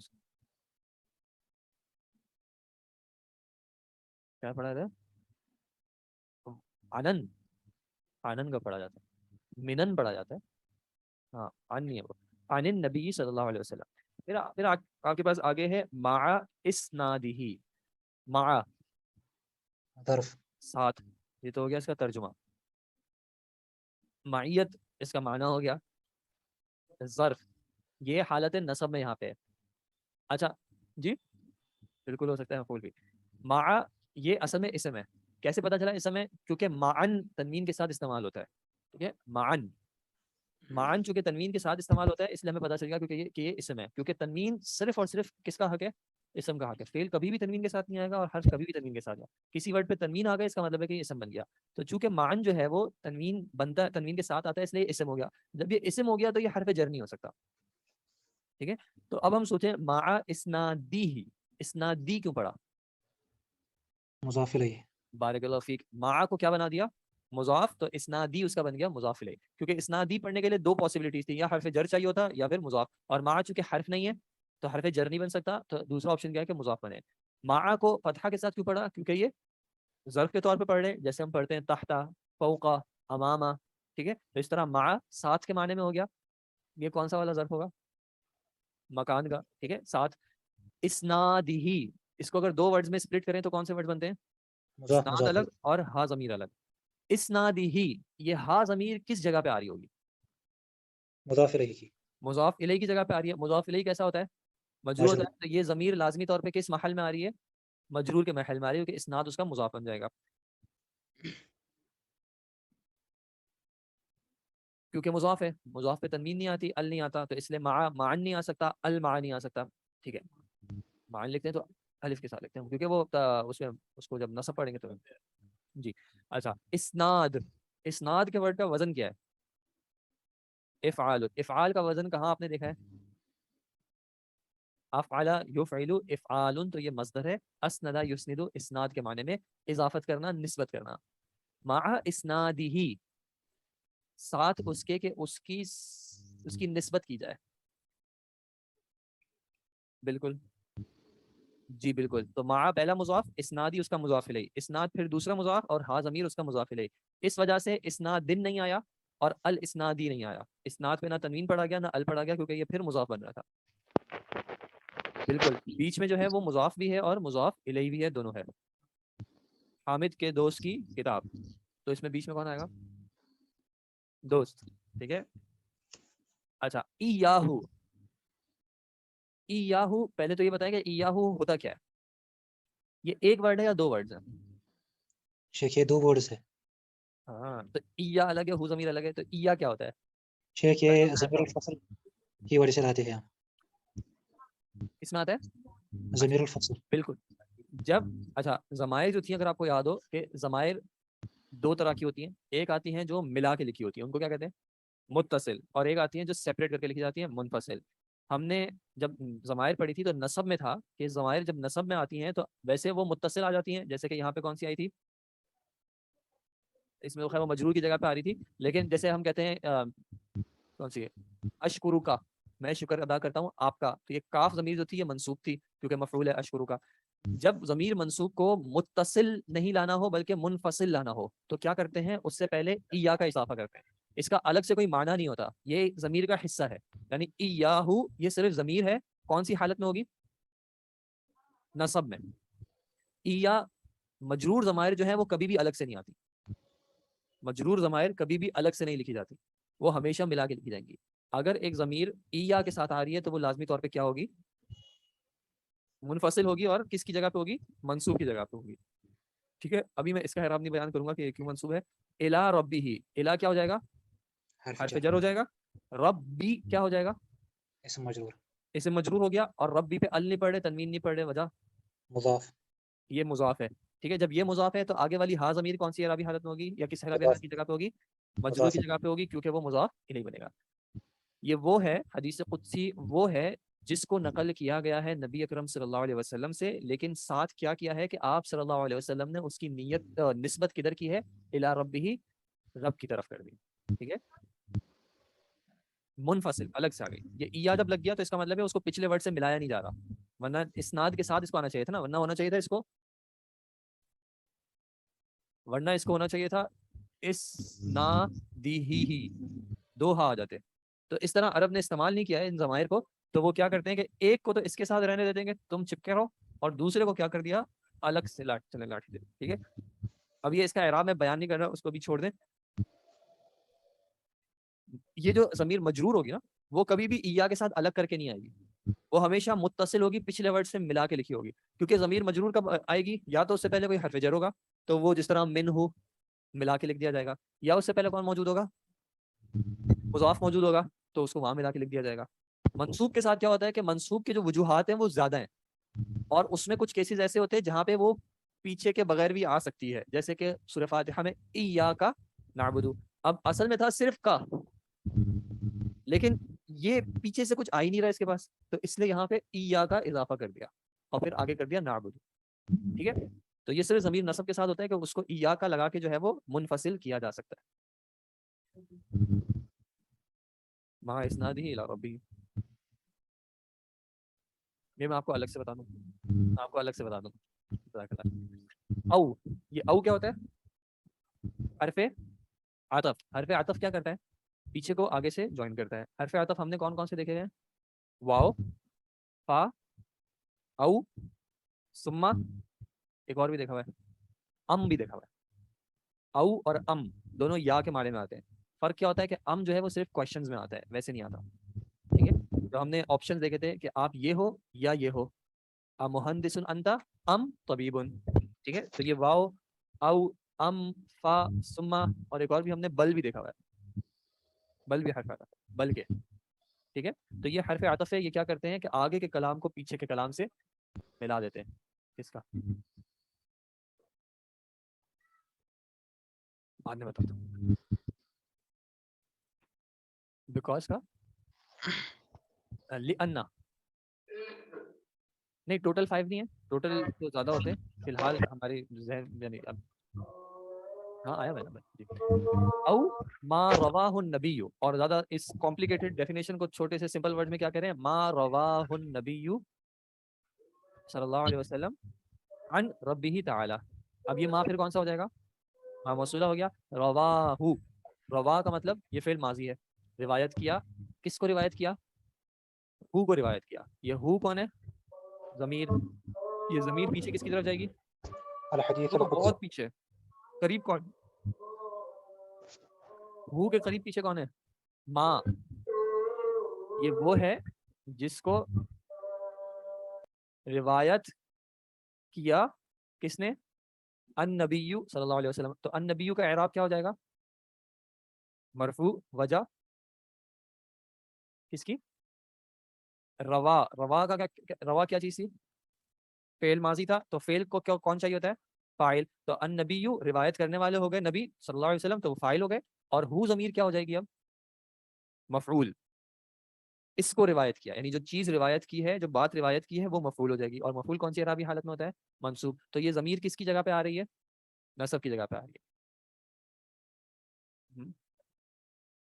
دیکھیں جو چیز اٹیچ ہوگی وہ ظاہر سی بات ہے پہلے آ جائے گی. فعل کے ساتھ اگر ضمیر آ رہی ہے تو وہ پہلے اٹیچ ہو جائے گی، پھر فاعل بعد میں آ جائے گی. الا یہ کہ کوئی آپ وجہ خاص لائیں کہ فاعل کو مقدم کرنا. اس کا نصب، ضمیر کا نصب ضمیر جیسی ہوتی ہے ویسی رہتی ہے. ہاں، ہو جو ہے، ہو، یہ ہو ہی رہے گا. یہاں پہ یہ ہو ہا ہی نہیں بنے گا. ٹھیک ہے، یہ ہو ہی رہے گا چاہے نصب کی جگہ پہ آ رہا ہے. ٹھیک ہے، اگر چینج ہوگی بھی اس کی حرکت تو اعراب کی وجہ سے نہیں ہوگی، وہ بولنے میں آسانی کی وجہ سے ہوگی. ٹھیک ہے، یا یعنی اب جو سینٹنس آ رہا ہے کیا آ رہا ہے کہ حدیث قدسی کی ایک اور تعریف کیا ہے کہ یہ وہ ہے جس کو روایت کیا نبی اکرم صلی اللہ علیہ وسلم نے عن ربہ تعالی. کس سے؟ اپنے رب سے. اور تعالی جو ہے وہ اللہ تعالیٰ کی صفت آ جائے گی. ربہ، ان دو ورڈز کا آپس میں کیا تعلق ہوگا؟ مضاف مضاف الیہ. تو یہ ہا ضمیر کس جگہ پہ آ رہی ہوگی؟ مضاف الیہ کی جگہ پہ، یعنی مجرور کی جگہ پہ آ رہی ہوگی. عن کیا ہو جائے گا؟ عن حرف جر ہے، جس کی وجہ سے ربی کون سی اعرابی حالت میں ہو جائے گا؟ مجرور. بارک اللہ فیک. جی آپ ریڈ کریں. السلام علیکم ورحمۃ اللہ وبرکاتہ. السلام علیکم. وعلیکم السلام ورحمۃ اللہ. جی ریڈ کریں پلیز. جی نمبر 2 المرفوع ما أضيف إلى النبي صلى الله عليه وسلم متصلا كان أو منقطعا. ما أضيف جس کی اضافت کی جائے یا کی گئی ہو إلى النبي نبی صلی اللہ علیہ وسلم کی طرف، متصلا كان متصل ہو جس کی سند، او منقطعا یا منقطع ہو جس کی سند. سر ایک سوال ہے. جی یہ اخفاء کے رولز جو ہیں یہ اس طرح ہم نارملی ریڈ کرتے ہیں تو لائک یہ او منقطعا، اس میں ہم اخفاء حقیقی یا اس طرح یہ اپلائی ہوتے ہیں تجوید کے رولز؟ تجوید کے رولز عام طور پہ قرات میں نہیں اپلائی ہوتے، قرآن کے اعتبار سے اپلائی ہوتے ہیں تلاوت کرتے ہوئے. ادروائز قرات کرتے ہوئے احادیث کی یا کلام کی جو ہے یہ عرب اس طرح استعمال کرتے نہیں ہیں. تو آپ کو کرنے ہو تو آپ کر لیں، لیکن یہ پھر عجیب بات سمجھی جائے گی کہ عام طور پہ جو ہمارے علماء کو بھی سنتے تو وہ اس طرح اپنے کلام میں یہ چیزیں ظاہر کرتے نہیں ہیں. ٹھیک ہے جی. المرفوع، المرفوع کیا ہوتا ہے؟ ما اضیفہ. یہاں پہ بھی ہم کیا محذوف مانیں گے؟ جس طرح اوپر لکھا ہوا تھا کہ ہوا، تو ہوا ما اضیفہ. یہ ما پھر کون سا والا ما ہو گیا؟ موصولہ ہو گیا. اور اضیفہ انہوں نے ترجمہ کیا کیا تھا؟ جس کی نسبت یا اضافت کی گئی ہے. تو یہ فعل کس طرح کا ہوا؟ مجہول ہوا. ٹھیک ہے، یہ اصل میں افعل کے وزن پہ ہے، اضافہ، لیکن اس میں تھوڑا سا چینج کیا ہوا ہے کہ اس میں حرف علت آ گیا تھا. ٹھیک ہے. تو حرف علت کی وجہ سے یہ تبدیلی آتی ہے. انشاءاللہ ہم اگلے سیمسٹر میں پڑھیں گے کہ ما اضیفہ جس کی نسبت کی جاتی ہے الی النبی صلی اللہ علیہ وسلم, نبی اکرم صلی اللہ علیہ وسلم کی طرف. پھر آگے کے کلام کو فی الحال چھوڑ دیں. متصلاً کانا و منقطعاً, اگر سمپل ہم دیکھ لیں کہ متصلاً کون سی اعرابی حالت میں ہے, منصوب, ٹھیک ہے, بس اور منقطعاً بھی جو ہے وہ منصوب ہے. اور انہوں نے ترجمہ بالکل صحیح کیا, یعنی متصل ہو, جوائنٹ ہو, یعنی وہ سند جو ہے وہ نبی اکرم صلی اللہ علیہ وسلم تک جڑی بھی جا رہی ہو, یا پھر اس میں بیچ میں کوئی انقطاع ہو, یعنی کوئی بریک ہو. ٹھیک ہے. کانا کا مطلب ہو وہ یا تھی وہ. ٹھیک ہے. قطع کے معنی کٹنا ہوتا ہے, تو منقطع جو کٹی ہوئی ہو.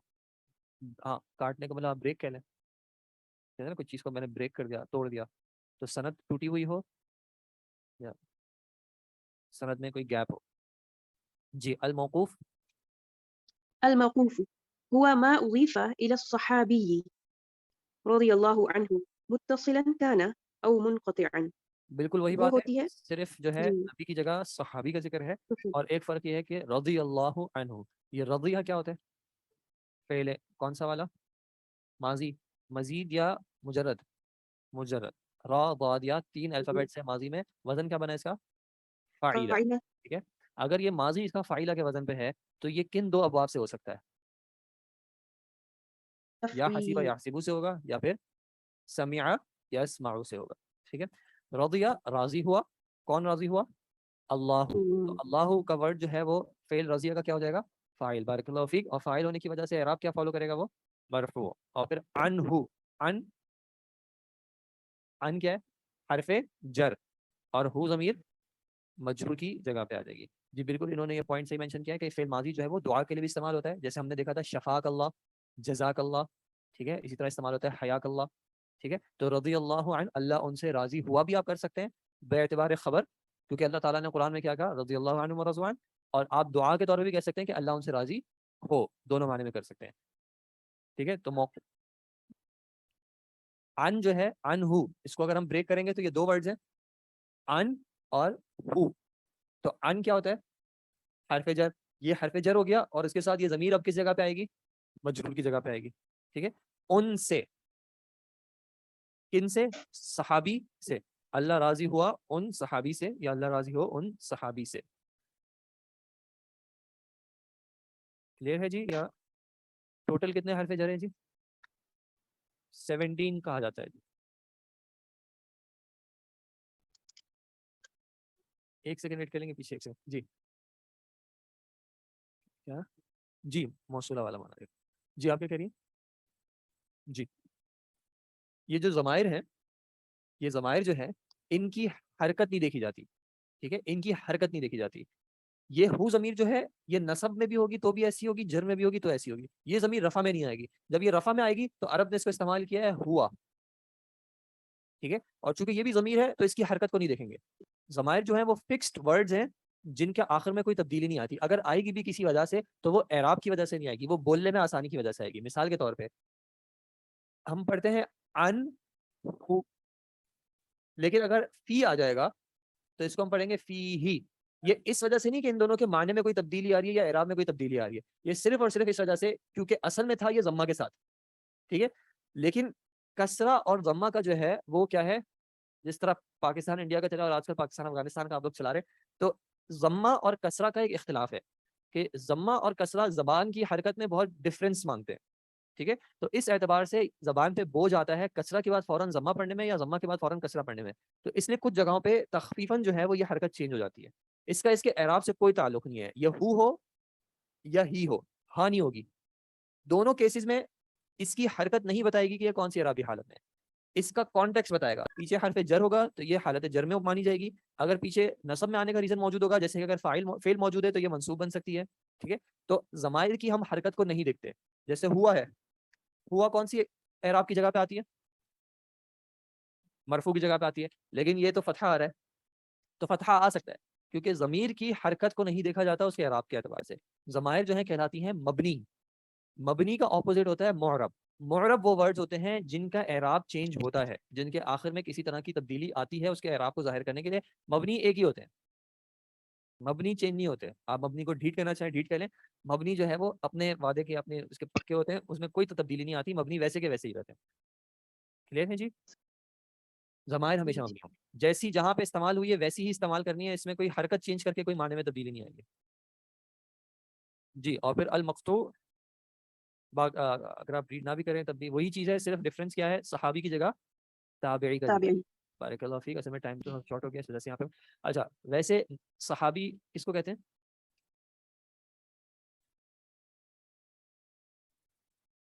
بارک اللہ فیک. جنہوں نے نبی صلی اللہ علیہ وسلم سے ایمان کی حالت میں ملاقات کی ہو یا ان کی صحبت پائی ہو اور ان کی وفات بھی ایمان کی حالت میں ہوئی. اور تابعی جنہوں نے صحابی سے ملاقات کی، ان کی صحبت اختیار کی اور ایمان کی حالت میں ہی ان کی بھی وفات ہوئی. جزاکم اللہ خیر. بارک اللہ فیک. تو حدیث کی یا متن کی نسبت کس کی طرف کی جا رہی ہے؟ اس اعتبار سے اس کی 4 قسمیں ہو گئیں. اگر نسبت اللہ تعالیٰ کی طرف کی جا رہی ہے تو حدیث قدسی ہو جائے گی. نبی اکرم صلی اللہ علیہ وسلم کی طرف کی جا رہی ہے تو وہ مرفوع کہلائے گی. صحابی کی طرف جائے گی تو پھر موقوف کہلائے گی. اور اگر تابعی کی طرف جا رہی ہے تو مقطوع کہلائے گی. ٹھیک ہے. اچھا ویسے ایک بات ذکر کروں، کبھی کبھی ہوتا ہے کہ لفظاً اور حکماً میں فرق آ جاتا ہے. لفظاً اور حکماً میں کیا فرق ہوتا ہے؟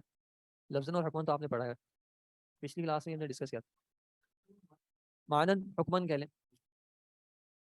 جیسے کہ تفسیر میں اگر عبداللہ بن عباس رضی اللہ عنہ کا کوئی قول آئے، ٹھیک ہے، اب قول تو صحابی کا ہے، صحابی کا قول ہے تو کیا کہیں گے کہ موقوف ہے. لیکن کیا صحابی قرآن کی تفسیر اپنی مرضی سے کریں گے؟ نہیں. وہ جو بات کریں گے ہم کیا مانیں گے کہ ان کو کس نے بتائی ہوگی؟ نبی اکرم صلی اللہ علیہ وسلم بتائی ہوگی. تو ان کی بات کو لفظاً تو موقوف کہہ لیں گے، لیکن اس کو حکم کس کا ملے گا یا معنی کس کا ملے گا؟ مرفوع کا ملے گا. کہ یہ بات آئی تو عبداللہ بن عباس کے اس سے یہ، لیکن یہ فی حکم رفع کہلائے گی، کہ یہ رفع کے حکم میں ہے، کیونکہ یہ بات ایسی ہے کہ صحابی اپنی مرضی سے نہیں کہیں گے. تدبر اگر ایسا ہوگا تو وہ بتا دیں گے اراہ یا اس طرح کا. اور ہر کانٹیکس میں نہیں ہوگا، کچھ کانٹیکس میں خاص کر اگر بات ایسی ہوگی نا، کوئی اجتہادی بات ہوگی تو پھر نہیں کیا جائے گا. لیکن اگر مثال کے طور پہ اگر جنت کی کوئی صفت بیان کی جا رہی ہو تو پھر اس میں کوئی اجتہاد کا معاملہ نہیں. امور غیبیاں ہیں، اس میں کوئی اجتہاد کا معاملہ نہیں ہے، وہ پھر نبی صلی اللہ علیہ وسلم کی طرف. لیکن اگر کوئی ایسا معاملہ ہو جس میں دوسرے صحابی اختلاف کر رہے ہو یا ایسا معاملہ ہو جس میں اجتہاد دکھ رہا ہو تو پھر وہ حکماً مرفوع نہیں کہلائے گی. ٹھیک ہے. تو یہ جو ہے مرفوع موقوف مقطوع یہ لفظاً جو ہے الگ ہوتے ہیں اور حکماً الگ ہوتے ہیں. ٹھیک ہے جناب، انشاءاللہ پھر کل ملاقات ہوگی. جزاکم اللہ خیر. سبحانک اللہم و بحمدک، اشہد ان لا الہ الا انت، استغفرک. جی صفحہ تو ہو گیا یار، اللہ کے بندے ایک صفحہ پورا ہو گیا. نیچے کا ایک 1 رہ گیا، اس کو تم پڑھ لو چاہو تو. پیج نمبر نہیں بتا میرے پاس آؤں آپ کو.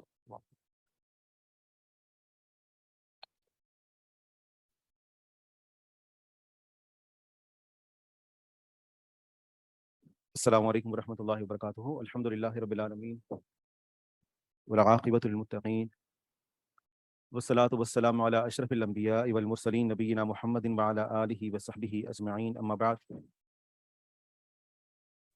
فاعوذ باللہ من الشیطان الرجیم. بسم اللہ الرحمن الرحیم. رب اشرح لی صدری ویسر لی امری واحلل عقدۃ من لسانی یفقہوا قولی. پہلی بات تو یہ کہ جو ہمارا مذکرہ تھا بحمدللہ مکمل ہو چکا، اور شیخ عادل صاحب حفظہ اللہ ان سے میری جو ہے وہ بات ہوئی تھی اور وہ الحمدللہ آپ کو پڑھا رہے ہیں. تو انشاءاللہ اس میں کسی حد تک ہی صحیح کچھ نہ کچھ دہرائی ہو جائے گی. تو ہم نے انشاءاللہ اگلے سیمسٹر کے لیے جو شروع کرنی ہے کتاب، تو اس کا ہم آج سے ہی آغاز کر رہے ہیں، اور وہ ہے اصول فقہ کا موضوع. جس طرح اصول حدیث ہے اسی طرح اصول فقہ بھی ہے.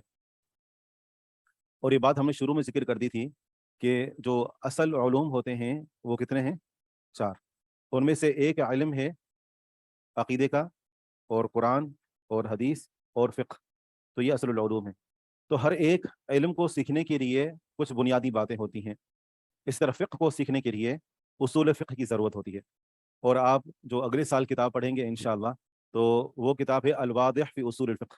اگرچہ وہ بھی بنیادی اصول فقہ کی کتابوں میں سے ہے، لیکن وہ کتاب اس کے لیے کافی محنت چاہیے. تو ان کو اس کتاب کو سمجھنے کے لیے ایک بیسک اور بنیاد کی ضرورت ہے. تو آپ کے سامنے یہ جو کتاب ہے الاصول من علم الاصول، آپ چاہیں تو اس کو ڈاؤن لوڈ کر لیں، اور چاہیں تو آپ یہاں سے بھی جو خرید سکتے ہیں، یا باہر سے اگر کہیں سے مل رہی ہے تو میرے خیال میں یہ نسخہ جو ہے وہ شاید یہیں پر موجود ہے، اور جو اصل کتاب ہے وہ باہر سے ملتی ہے. الحمدللہ ہم نے جامعہ اسلامیہ کے اندر رہتے ہوئے تو یہ کتاب خریدی تھی شرح کے ساتھ، اور کافی ضخیم ہے، وہ موٹی ہے. تو یہ کتاب جو ہے وہ آپ نے خریدنی ہوگی اور ہم اسی کو پڑھیں گے. لیکن یہ کتاب ظاہری بات ہے کہ اس کو پورا پڑھنا اور ایک سیمسٹر کے اندر اس کو جو نا وہ مکمل عبارتوں کے ساتھ پڑھنا یہ تھوڑا مشکل ہے. تو اس لیے کچھ چیزوں کو ہم چھوڑتے ہو جائیں گے، لیکن جو بنیادی باتیں ہیں وہ سب انشاءاللہ ہم نے اسی طریقے سے پڑھنی ہے جس طریقے سے ہم نے آپ کے سامنے یہ اصول حدیث کا جو مذکرہ پڑھا تھا. ٹھیک ہے، واضح ہے؟ ہاں، یہ نوٹس جو ہے نا اس کے لیے لفظ عربی میں مذکرہ بولتے ہیں. کتاب کا نام ہے الاصول من علم الاصول. کتاب کا نام نوٹ کر لیں، اور اس کو یہ PDF میں موجود ہے. ठीक है, इब्न उथैमीन, मोहम्मद बिन सालिह अल उथैमीन, और शरह भी उन्होंने ही लिखी है, शरह भी अरबी में ही है। जी क्या कह रहे हैं?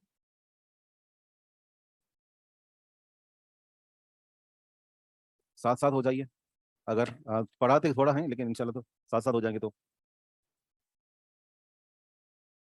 हाँ नीचे देखें, अगर हैं तो फिर आप लेकर जितने भी नुस्खे हैं सब लेकर आइए।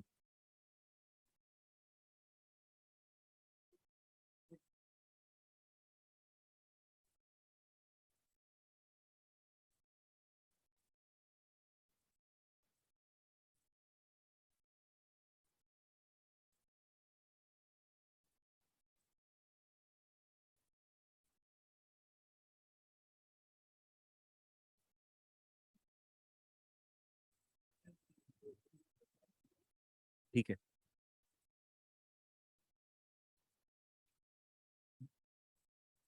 तो आपके पास मौजूद है, आप में से किसी के पास नहीं है?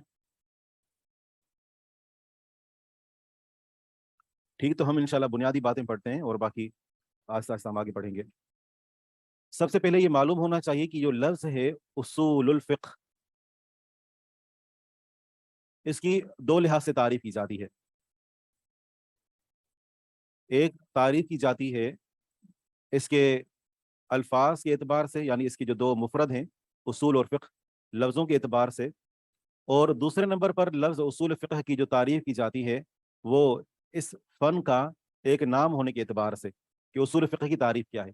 यानी यूँ समझे कि एक होती है इसकी लुग़वी तारीफ और दूसरी होती है कि इस फ़न का ये जो अलम है, इस फ़न का ये जो नाम है, तो इस फ़न का ये नाम इस एतबार, जिसे हम कहते हैं ना, नहव की एक लुग़वी तारीफ होती है। नहव की लुग़वी तारीफ क्या है?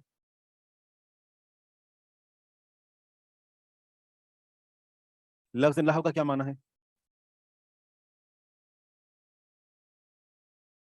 जैसे तर्फ, कोना, जैसे, ठीक है ना, तो ये सारे इसके लुग़वी माने हैं। और उसकी नहव की एक इस्तिलाही तारीफ है, नुहात के यहाँ एक इस्तिलाही तारीफ होती है। नहव किसे कहते हैं? ये कौन सा इल्म है? जी हाँ,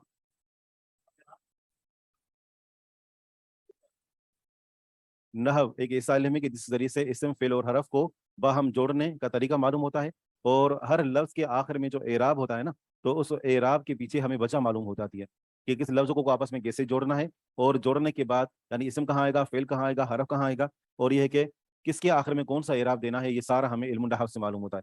तो जिस तरह इल्म नहव की एक लुग़वी तारीफ़ है, एक इस्तिलाही तारीफ़ है, इसी तरह ये जो इल्म है, ये उसूलुल फ़िक़्ह, तो इसकी भी दो लिहाज से तारीफ़ की जाती है। एक, इसके जो दो मुफ़रद हैं, दो अल्फाज हैं उसूलुल फ़िक़्ह, एक इनकी तारीफ की जाती है, और दूसरे नंबर पर ये कि ये जो एक खास इल्म का नाम है, तो इस एतबार से इसकी तारीफ की जाती है कि उसूल फ़िक़्ह से मुराद क्या है।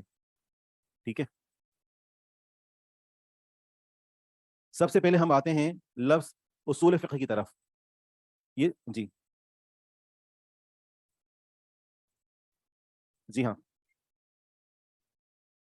वो इस्तिलाही होती है और फ़ुक़हा के नज़दीक उसूल फ़िक़्ह की तारीफ।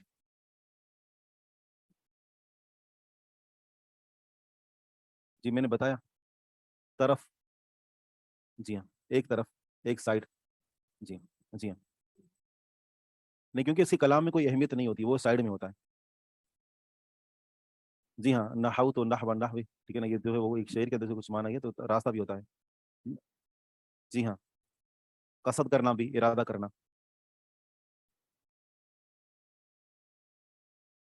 लफ्ज़ उसूल जमा है, ठीक है, उसूल अल फ़िक़्ह में लफ्ज़ उसूल जमा है, और उसूल की मुफरद है असल। तो असल किसे कहते हैं? असल असल में लफ्ज़ इस्तेमाल होता है बुनियाद के लिए, कि जिसके ऊपर किसी और का बोझ रखा जाए, किसी और चीज़ की बुनियाद डाली जाए, किसी और चीज़ को उसके ऊपर रखा जाए, तो उसको असल कहते हैं। इसी तरह जो है वो एक लफ्ज़ इस्तेमाल होता है अस्लुल जिदार। जिदार किसे बोलते हैं? दीवार को। तो अस्लुल जिदार का माना क्या होगा? दीवार की जड़, दीवार की बुनियाद, बुनियाद। और अस्लुश शजरा, दरख्त की बुनियाद, दरख्त की बुनियाद क्या होती है? उसकी जड़ होती है। तो इसे मालूम होता है इस लफ्ज़ से कि उसूल असल की जमा है, और असल बोलते हैं किसी भी चीज़ की बुनियाद को कि जिसके ऊपर कोई और चीज़ रखी जाए। जैसे अस्लुल जिदार, दीवार की बुनियाद को कहते हैं, अस्लुश शजरा, दरख्त की जड़ों को कहा जाता है। लफ्ज़ शजर या शजर दोनों इस्तेमाल होते हैं, शजरतुन। اور دوسرا جو لفظ ہے فقہ، فقہ کا لغوی معنی ہوتا ہے سمجھنا. جیسے سیدنا موسیٰ علیہ السلام نے دعا کی تھی وَحْلُلْ عُقْدَةً مِّن لِّسَانِي يَفْقَهُوا قَوْلِي، یا اللہ میری زبان کی گرہ کو کھول دے، لوگ میری بات سمجھیں. اسی طرح یہ جو لفظ ہے فقہ، یہ ایک حدیث کے اندر بھی استعمال ہوا ہے، بہت ہی مشہور حدیث ہے. یہ کیا حدیث ہے؟ یہ بات انہوں نے بھی کہی. عربی عبارت کیا ہے؟ تو جتنا ہے جی جتنا ہے من یرد اللہ بہ خیرا یفقہہ فی الدین. تو اس میں بھی ہے کہ لفظ جو فقہ استعمال ہوا ہے اور اس کا معنی ہوتا ہے سمجھ. اللہ تعالیٰ جس کے ساتھ بھلائی کا ارادہ فرماتا ہے اس کو دین میں سمجھ عطا فرماتا ہے. تو یہ لفظ فقہ کا معنی ہے سمجھنا. تو یہ تو ہو گئی اس کی لغوی تعریف، اصول کی اور فقہ کی. اب یہ فقہا کی اصطلاح میں یا اصولیوں کی اصطلاح میں اصول الفقہ یہ ایک الگ علم ہے، اور فقہ جو ہوتا ہے فقہ یہ ایک الگ علم ہے. ہر ایک کی تعریف الگ الگ ہے، ٹھیک ہے نا. فقہ الگ ہے. اصول فقہ کو سمجھنے کے لیے استعمال کیا جاتا ہے اصولیوں کی اصطلاح میں.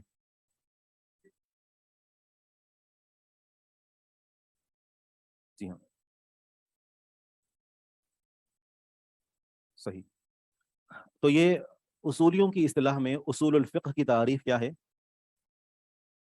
تعریف اس کی یہ ہے جو یہاں ہمارے سامنے کتاب کے اندر لکھی ہوئی ہے، وہ یہ کہ شریعت کے جو عملی احکام ہیں، شریعت جو ہمارے پاس آئی ہے نا، ہمارے پاس جو دین آیا ہے، اس میں کچھ تو جو ہمیں ہمارے سامنے جو باتیں رکھی گئی ہیں، جن باتوں کو اپنانا ہمارے لیے ضروری ہے، وہ دو طرح کی ہیں. ایک ہوتی ہیں عقائد، نظریات، اور دوسرے ہوتے ہیں احکام. ٹھیک ہے، شریعت کے اندر یہ دو باتیں ہوتی ہیں، عقائد اور احکام. عقائد کے اندر کوئی عملی چیز نہیں ہوتی، ایک سوچ ہوتی ہے، ایک فکر ہوتی ہے. مثلا کہ اللہ سبحانہ و تعالیٰ کے لیے الوہیت، ربوبیت اور اسماء اور صفات کو ثابت کرنا، ٹھیک ہے نا، یہ ایک اعتقادی معاملہ ہے. جبکہ یہ جو احکامات ہوتے ہیں نا، احکامات کے اندر عمل ہوتا ہے. تو اصول الفقہ کا تعلق عقائد سے ہے یا احکام سے؟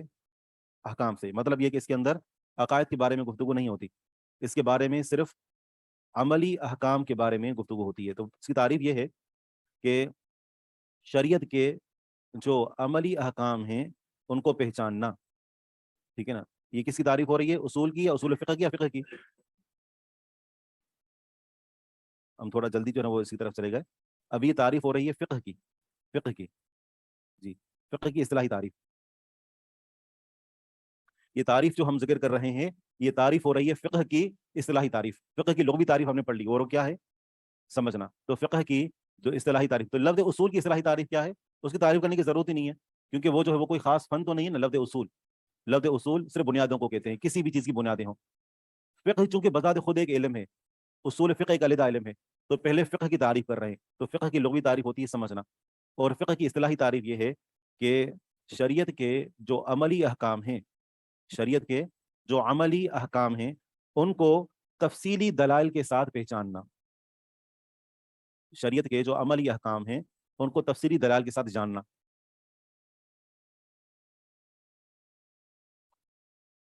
مثلا ہماری زندگی میں کوئی واقعہ پیش آتا ہے عقائد کے علاوہ، ٹھیک ہے نا، کوئی واقعہ کوئی معاملہ پیش آتا ہے، اس میں ہم نے عملی طور پر کرنا کیا ہے؟ تو اس بارے میں ہمیں شریعت سے مسئلہ معلوم ہو اور وہ مسئلہ دلیل کے ساتھ معلوم ہو، تو اس کو کہتے ہیں کہ یہ فقہ ہے. یعنی صرف مسئلے کا معلوم ہونا بغیر دلیل کے یہ فقہ نہیں ہے.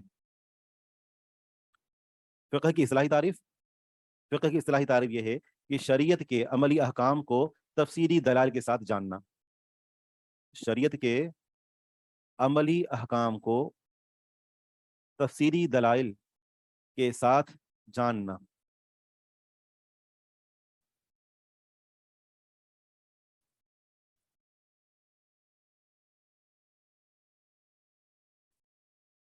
میں نہیں سمجھا کیا؟ جی ہاں،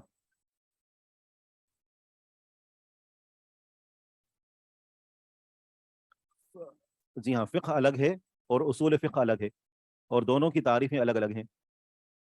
ہاں یہ ہے کہ اصول فقہ کے ذریعے سے فقہ حاصل کیا جاتا ہے. کسی بندے کے پاس मिसाल तौर पर आलात औजार होंगे तो वो कोई काम आगे करेगा। तो उसूल फ़िक़्ह जो है ये फ़िक़्ह को हासिल करने के लिए एक किस्म के औजार और आलात होते हैं, हम इसके ज़रिए से फ़िक़्ह हासिल करते हैं। जिस तरह हम हदीस को समझने के लिए उसूल हदीस का सहारा लेते हैं ना, उसूल हदीस हमारे पास नहीं तो हम हदीस को समझ नहीं सकते कि हदीस सही क्या होती है, ज़ईफ़ क्या होती है। अगर हमने कुछ भी ना पढ़ा हो तो कोई लफ्ज़ हमारे सामने आ जाए, हम उसको समझ नहीं पा सकते कि लफ्ज़ गरीब क्या होता है। तो किसी भी हदीस को समझने के लिए सनद और मतन उसके बारे में मालूमात हासिल करने के लिए हमें उसूल हदीस दरकार होता है। सारी बातें उसके अंदर जो होती हैं वो हदीस के हवाले से होती हैं, लेकिन उसके अंदर हदीसें नहीं होती। उसूल फ़िक़्ह यानी उसूल हदीस के अंदर हदीसें नहीं होती। हदीस के बारे में मालूमात दी जाती है कि हदीस से सही क्या होती हैं, ज़ईफ़ क्या होती हैं, पूरी मालूमात होती है। तो ऐसे ही उसूल फ़िक़्ह में हमें सिखाया जाता है कि फ़िक़्ह को कैसे हासिल करना है, ठीक है ना। ये सारी बातें हम बतौर वज़ाहत ही कर रहे हैं। फिलहाल आप जो इसकी लुग़वी तारीफ़ है उसके ऊपर तवज्जो दें। वो लुग़वी तारीफ़ क्या है ये समझना।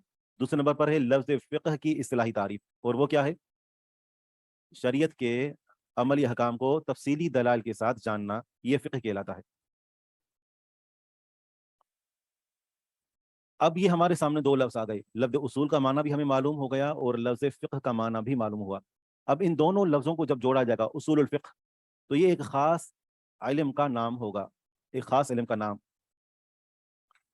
तो ऐसी सूरत में जब इन दोनों लफ्ज़ों को जोड़ दिया जाए, लफ्ज़ उसूल को और लफ्ज़ फ़िक़्ह को, तो ये ख़ास इल्म का नाम बन जाएगा। और उस सूरत में इसकी तारीफ़ क्या होगी?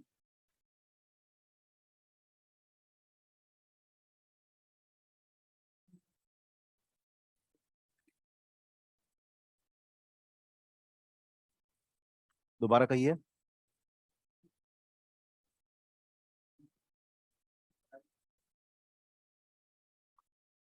इस्तिलाही तारीफ़ उसूलुल फ़िक़्ह की वो ये है कि इल्म उसूल फ़िक़्ह ये एक ऐसा इल्म होता है कि जिसमें फ़िक़्ह के जो इजमाली अदिल्ला होते हैं, फ़िक़्ह के जो इजमाली अदिल्ला होते हैं, इजमाली दलाइल फ़िक़्ह के बारे में, इजमाली एक होता है तफ़सीली और एक होता है इजमाली।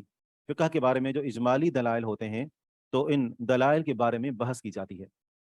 फ़िक़्ह के बारे में जो इजमाली दलाइल वारिद होते हैं, उन दलाइल के मुतालिक बहस की जाती है। और उन दलाइल से इस्तिफ़ादा करने का तरीका क्या है?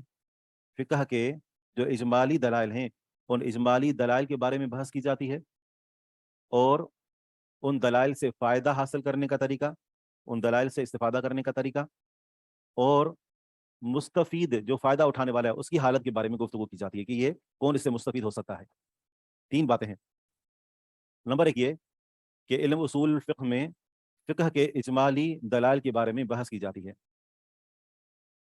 नंबर 2 इस उसूल फ़िक़्ह के अंदर वाज़ेह किया जाता है कि इन उसूल यानी फ़िक़्ह के जो इजमाली अदिल्ला हैं, इन इजमाली अदिल्ला से फ़ायदा उठाने का क्या तरीका है? फ़िक़्ह के जो इजमाली अदिल्ला हैं, उनसे इस्तिफ़ादा करने का क्या तरीका है? ये एक ऐसा इल्म है कि जिसमें फ़िक़्ह के इजमाली अदिल्ला के बारे में बहस की जाती है।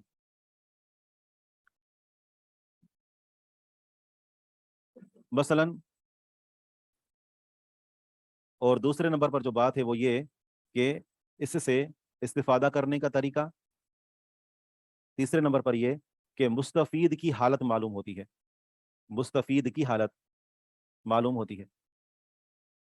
यानी इन अदिल्ला से कौन फ़ायदा उठा सकता है, ठीक है ना? तो वही हमें मालूम होता है कि ये हुक्म किसके लिए है।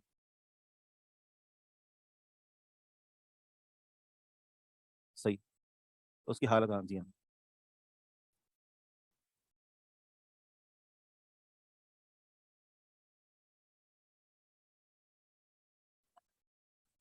दलाइल से इस्तिफ़ादा करने का तरीका और तीसरे नंबर पर मुस्तफ़ीद की हालत।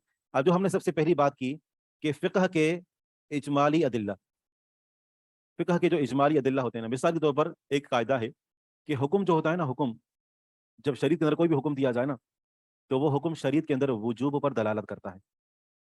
हुक्म जो जो भी दिया जाए ना, जो भी हुक्म शरीयत के अंदर वारिद हुआ है ना, तो वो हुक्म वाजिब है।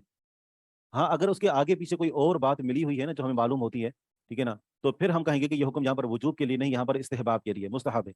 मसलन रसूलुल्लाह सल्लल्लाहु अलैहि वसल्लम ने एक शख्स को देखा कि वो अपने बाएं हाथ से खा रहा है। आपने उसको फरमाया कि तुम दाएं हाथ से खाओ। ये हुक्म कि तुम अपने दाएं हाथ से खाओ, ये हुक्म इससे था कि तुम बेहतर है कि तुम दाएं हाथ से खाओ, या हुक्म वाजिब था? वाजिब है, ये हुक्म वाजिब है। आप अलैहिस्सलाम ने हुक्म दिया कि जब जो है वो यानी जब तुम मस्जिद के अंदर दाखिल हो तो पहले दायां पाँव रखो, ये हुक्म वाजिब है या मुस्तहब है? वाजिब का माना है कि अगर हम छोड़ देंगे तो गुनहगार होंगे। मुस्तहब है, हुक्म तो दोनों है ना, हुक्म तो दोनों है। दाएं हाथ से खाने का हुक्म भी आप अलैहिस्सलाम दिया, मस्जिद में दाएं पाँव रखकर दाखिल होने का हुक्म भी आप अलैहिस्सलाम ने दिया, लेकिन वहां पर वाजिब है, यहाँ पर मुस्तहब है। क्यों? इसलिए कि ये हमें मालूम होता है हदीस के सियाक़ो सबाक से, ये हमें मालूम होता है कि आप अलैहिस्सलाम ने अगर हुक्म दिया है तो ये हुक्म दीगर दलाल की रोशनी में इसके बारे में इसकी क्या अहमियत मालूम होती है।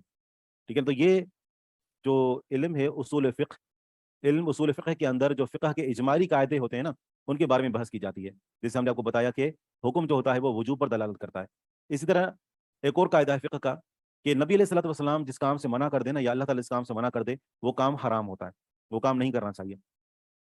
ठीक है ना, अमूमी तौर पर उसके लिए बुनियादी कायदा यही है, इल्ला कि उसके साथ कुछ बातें मिली हुई हों जो दलालत करते हो ये काम हराम के लिए नहीं है, उसके साथ जो ना कोई करान कोई इशारे मिले हुए होते हैं। तो ये जो फ़िक़्ह के कायदे ना, ये जो हमने पहला कायदा जिक्र किया कि अमर वजूब पर दलालत करता है और अगर मना किया गया हो तो वो काम हराम होता है। ये जो कायदे कहाँ से बनाए गए?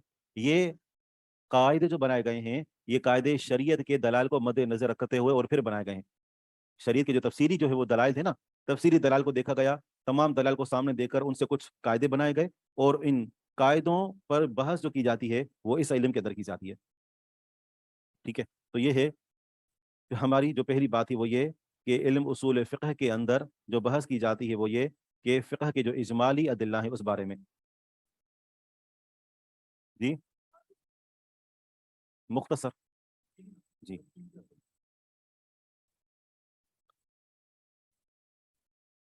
तारीफ ये जो है यानी आज तो हम मुख्तसर पढ़ रहे हैं क्योंकि आज पहली क्लास है और ये इंतहाई मुख्तसर हम जो जो किताब है उसी से जो हो तर्जमा किया हुआ नहीं है, तो ये मैं खुद उसका मफहूम जो है आपको बता रहा हूँ। दूसरे नंबर पर जो बात की थी वो ये कि इससे इस्तिफादा करने का तरीका।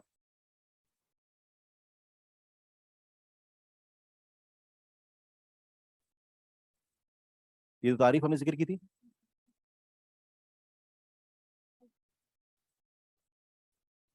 नहीं नहीं के बारे में हमने जिक्र किया ना कि नहीं वो तहरीम पर दलालत करती है।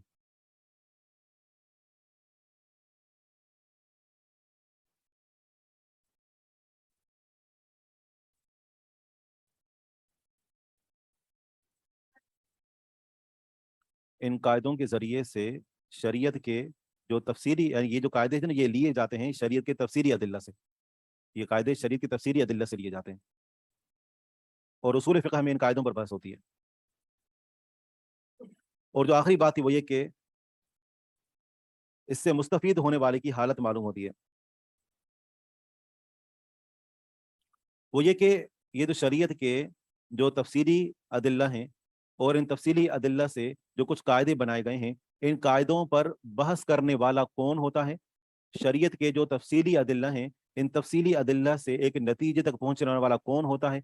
कौन इसके अंदर जो ना इतनी सलाहियत होती है कि शरीयत के तफसीली अदिल्ला को देखकर उनसे कवायद बनाए और शरीयत के तफसीली अदिल्ला से हुक्म ले। आप अलैहिस्सलातु वस्सलाम ने कोई हुक्म दिया, ये हुक्म वजूब पर दलालत करता है या ये हुक्म इस्तिहबाब पर दलालत करता है? आपने किसी काम से मना किया, ये हुक्म तहरीम के लिए है या ये हुक्म कराहत के लिए है?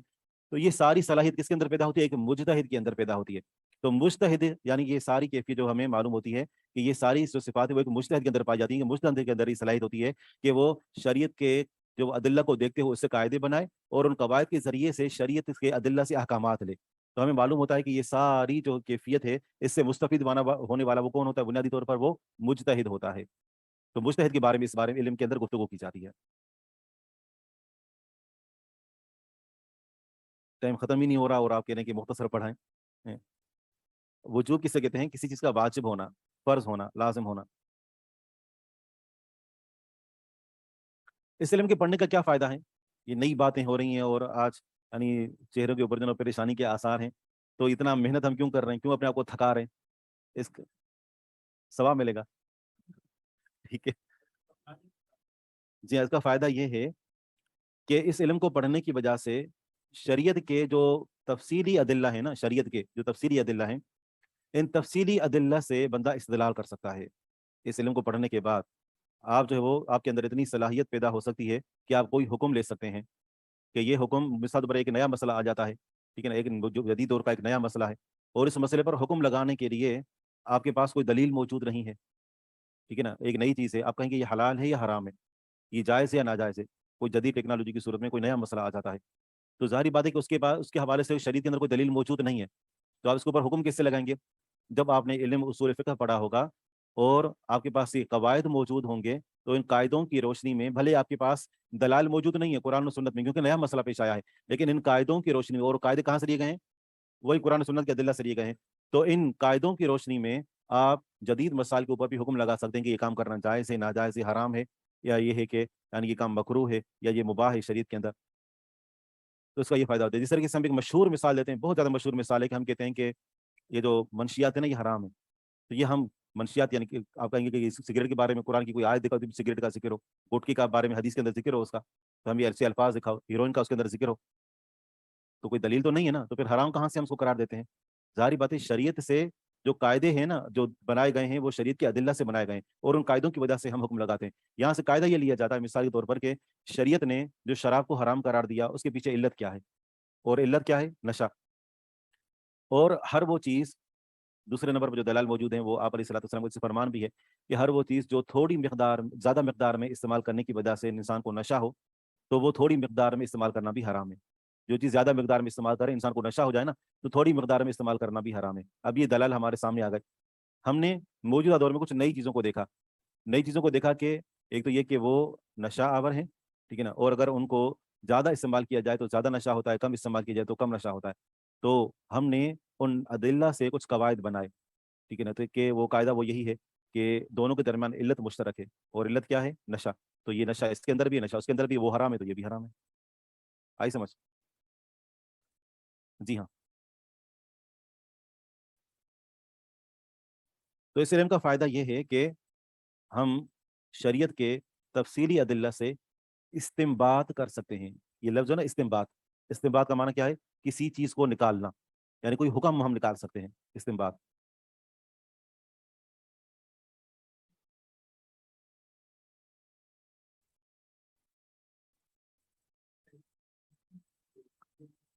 जब मुज्तहिद के लिए कुछ इल्म होते हैं, जब वो सारे इल्म के अंदर यानी वो ताक़ हो जाता है और आगे बढ़ जाता है, फिर वो मुज्तहिद यानी मुज्तहिद के अंदर इतनी सलाहियत होती है कि वो शरीयत के मसाइल से इस्तिंबात करके हुक्म ले सकता है। हर कोई एरा-गैरा नहीं ले सकता। ज़ाहिर बात है उसके अंदर फिर उसके अंदर यानी ये है कि 4-5 बंदे मिलकर बैठकर उसका इम्तिहान नहीं लेंगे, वाई-वास करें उससे कि हाँ, तुम मुज्तहिद हो कि नहीं। नहीं, इस बंदे के अंदर खुद के अंदर सलाहियत पैदा हो जाती है। जी, जी।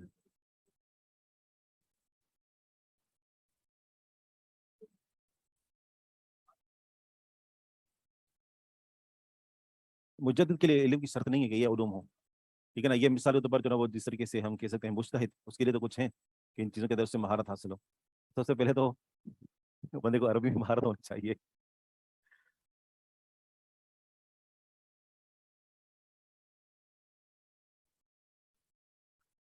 एक लफ्ज़ इस्तेमाल हुआ ना सूफिया के यहाँ अब्दाल, कुतुब, अब्दाल, सही। तो इसी तरह जो वो कहते हैं कि मेरे ख्याल में शायद अशरफ अली थानवी, उनको किसी ने बताया कि फलाँ बंदा कहता है कि वो अब्दाल है। उनको किसी ने बताया कि फलाँ बंदा अपने बारे में दावा करता है कि वो अब्दाल है। तो होता है ना कुतुब, कुतुब से बड़ा होता है कि अब्दाल, अब्दाल है ये। तो उन्होंने कहा कि जी हाँ, पहले वो गोश्त था, अब दाल है।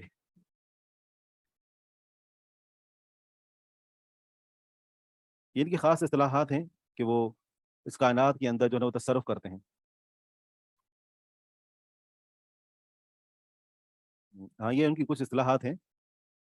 कुतुब जो कहते हैं महवर होता है पूरी दुनिया का, उसके पीछे पूरी दुनिया जो उसके इर्द-गिर्द घूमती है। नहीं, गलत है ये इनकी खुद साख्ता बातें हैं। अच्छा ये इल्म जो है, ये इल्म उसूल फ़िक़्ह, सबसे पहले इस इल्म को ईजाद करने वाले कौन थे? या फ़िक़्ह यानी जो शरीयत के अदिल्ला हैं, उनसे फ़िक़ही अहकामात लेने के लिए ये कवायद वगैरह किसने बनाए? इमाम शाफ़ी रहमतुल्लाह ने। उन्होंने बहुत सारी किताबें लिखी और उसके बाद बहुत सारी किताबें लिखी गईं और इस फ़न के ऊपर जो है यानी कि काफ़ी मेहनत तलब जो ये इल्म है ये, काफ़ी मेहनत तलब इसके अंदर बातें हैं। इस्तिंबात का माना होता है कि कोई हुक्म लेना या कोई नतीजा अख़ज़ करना। तो किसको कहा जाता है?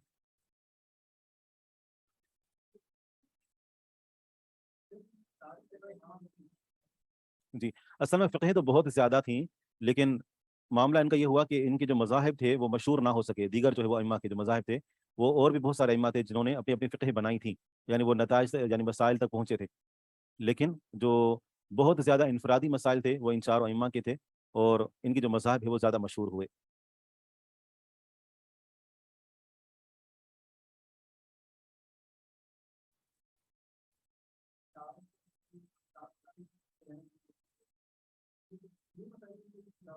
صحیح. اب یہ مطلب نہیں کہ ایک ہی چیز ہے اس کے بارے میں جو ہے وہ 4 حکم الگ ہیں، یہ نہیں ہے.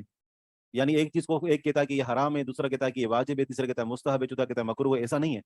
مطلب یہ ہوتا ہے کہ ایک مسئلے کے بارے میں، یعنی کچھ مسائل کے بارے میں ہر ایک کا اپنا اپنا قول ہے، ہر ایک کا. صحیح ہے. اور پھر یہ ہے کہ کس مسئلے کے بارے میں وہ کوئی امام خاموش ہے اور کسی مسئلے کے بارے میں 3 ائمہ کی رائے ایک ہے اور ایک کی رائے الگ ہے. تو یوں جو ہے وہ مسائل ہیں، اور فقہی مسائل کے اندر یعنی کہ چاروں مسائل، چاروں راستے مکمل الگ ہیں. ٹھیک ہے نا. تو ظاہری بات یہ تو پھر دین اسلام تو نہ ہوا نا. یہ مثال پر اگر کہیں فرض نماز میں فلاں امام کہتا ہے کہ یہ واجب ہے، دوسرا کہتا ہے کہ فرض ہے، تیسرا کہتا ہے کہ نہیں یہ حرام ہے، چوتھا کہتا ہے مکروہ ہے. تو چاروں راستے ہی الگ ہو گئی ہے. ایسا نہیں ہے. وہ ایک مسئلے کے بارے میں، ایک رائے کے بارے میں جو وہ ایک کی 2 یا 3 کی رائے مشترک ہوتی ہے، اور ایک کوئی ان سے علیحدہ ہوتا ہے، یا 2 ایک طرف ہوتے ہیں، 2 ایک طرف ہوتے ہیں. تو اس اعتبار سے ہم کچھ عبارت پڑھنا چاہتے تھے. تو آپ کے پاس کتاب اگر نہیں ہے تو ہم کیسے پڑھیں گے؟ کوئی سوال ہے؟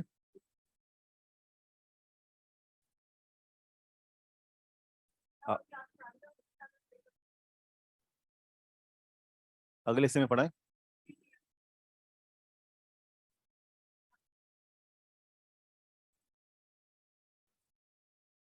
صحیح. ٹھیک ہے، ہم اگلے حصے میں پڑھتے ہیں انشاءاللہ.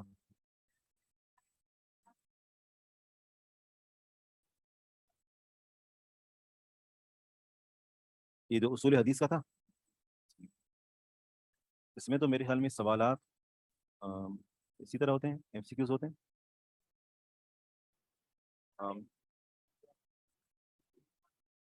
اچھا.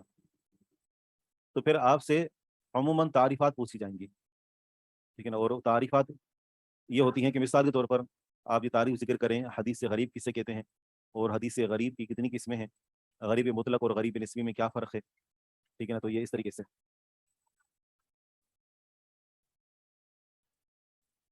تو ظاہری بات ہے کہ آپ ماشاءاللہ اتنا ٹائم دے رہے ہیں اور آپ ایک عالم بننا چاہ رہے ہیں، تو اس کے لیے یعنی ایسا تو نہیں ہو سکتا کہ آپ کپڑے دھوتے ہوئے یا کھانا بناتے ہوئے تھوڑا دیکھ لیا اور اس کے بعد رکھ دیا.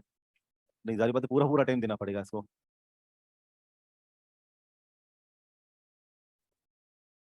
ہاں وہ انشاءاللہ اردو میں ہوگا.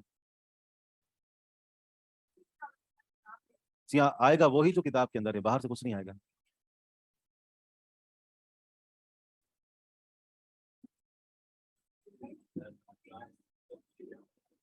اتنا ظلم نہیں کرتے.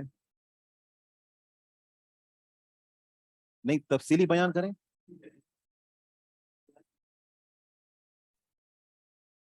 دیکھیے، جو آپ کو بحث دی جاتی ہے نا، یہ جو اسائنمنٹ جو ہوتا ہے، تو اس کے اندر یہ ہوتا ہے کہ آپ کے پاس دیکھنے کی گنجائش موجود ہوتی ہے اور آپ کے پاس اچھا خاصا وقت ہوتا ہے، تو وہ ایک الگ چیز ہوتی ہے. اور جو آپ کو امتحان دیا جاتا ہے اس کے لیے مخصوص دورانیہ ہوتا ہے اور ٹو دا پوائنٹ بات ہوتی ہے. بس آپ نے جو مختصر جواب دینا ہے اس کا. اگر تعریف پوچھی جا رہی تو آپ کو پتا ہونا چاہیے اس کی تعریف کیا ہے. حدیث کسے کہتے ہیں، صحابی کسے کہتے ہیں، حدیث مرفوع کسے کہتے ہیں. مختصر جو تعریفیں پوچھی جاتی ہیں اس کا آپ نے جواب دینا ہوتا ہے.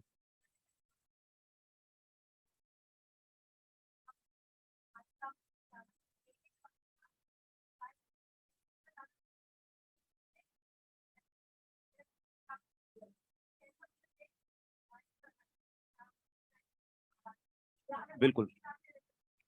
کسی اور کتاب کی قطعاً آپ کو ضرورت نہیں ہے. اگر آپ سمجھنا چاہتے ہیں تو بھلے آپ سمجھنے کے لیے کوئی اور کتاب اٹھائیں، لیکن سوالات جو آئیں گے وہ اتنے ہوں گے کہ آپ اس کا جواب ان کتابوں سے دے سکتے ہیں. اور تفصیلی جوابات نہیں ہوتے، مختصر ہوتے ہیں. یعنی ایک سوال اگر ہوتا ہے نا 10 نمبر کا، مثال کے طور پر اگر ایک سوال، اب جو ہے کتنے نمبر بچیں گے آپ کے؟ 60 نمبر. 60 نمبر بچیں گے. تو اس حوالے سے اگر جو ہے وہ 6 سوال آتے ہیں، 10 نمبر کا ایک سوال ہے، تو اس ایک سوال کے اندر 3-4 شقیں ہوتی ہیں چھوٹی سی. اس کا ایک ایک جو شق کا جواب آپ ایک ایک لائن کے اندر دے سکتے ہیں. کیونکہ اگر بالفرض ایسا ہو کہ 10 نمبر کا ایک سوال ہے اور پوری ایک لائن ہے اور آپ کو نہیں آتا تو 10 نمبر گئے. تو اس لیے یوں کیا جاتا ہے کہ اگر 10 نمبر کا سوال ہے تو اس کو تقسیم کرتے ہیں 2.5 نمبر میں. 4 چھوٹی چھوٹی باتیں ذکر کر دی جاتی ہیں. اور ان ایک کی بات کتنی ہوتی ہے؟ 1 لائن کی، یا زیادہ سے زیادہ 2 لائن کی. تو اس میں یہ ہوتا ہے کہ آپ آرام سے دے بھی سکتے ہیں.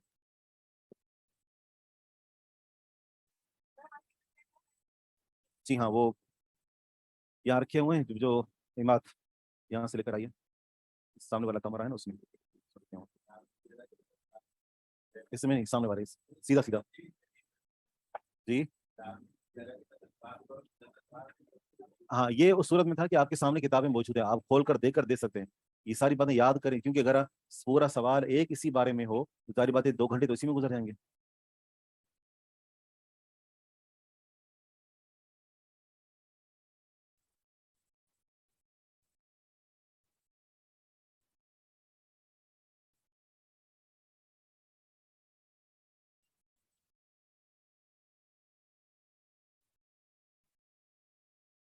सैयद हसन मुनीब सफदर कौन है? आप अकेले हैं? फिर हिना उस्मान 25 नंबर है इनके, और हम्माद बिन रियास, इनके कितने हैं? इनके 20 नंबर हैं। और ये हैं मोहम्मद सलमान खान 25 नंबर, रैयान कामरान आपके भी 25 नंबर हैं, और मोहम्मद वकास इनके भी पूरे नंबर हैं। एक है यहाँ पर अभी है मरियम शाहिद, मौजूद है। ज़ईफ़ हदीस की तारीफ व अक़साम नहीं, हुक्म मतलूब था। पूछा ये गया था कि ज़ईफ़ हदीस, ठीक है ना, क्या उसको रिवायत करना, इसका क्या हुक्म है? उन्होंने ज़ईफ़ हदीस की तारीफ ही तो लिख दी, लेकिन ये नहीं बताया कि ज़ईफ़ हदीस को रिवायत करना चाहिए या नहीं। जो असल चीज़ मतलूब है ना, वो नहीं लिखी। बाकी इसके अलावा आप ज़ईफ़ भरे पूरी किताब लिख दें, लेकिन ज़ाहिर बात है कि जो सवाल है वो नहीं लिखा, तो इस वजह से नंबर तो ज़्यादा कटने चाहिए थे, लेकिन आपको एक सवाल के 15 नंबर दिए गए हैं। इसी तरह एक और है महक शाहिद, महक, यहाँ पर इनका भी यही मामला था।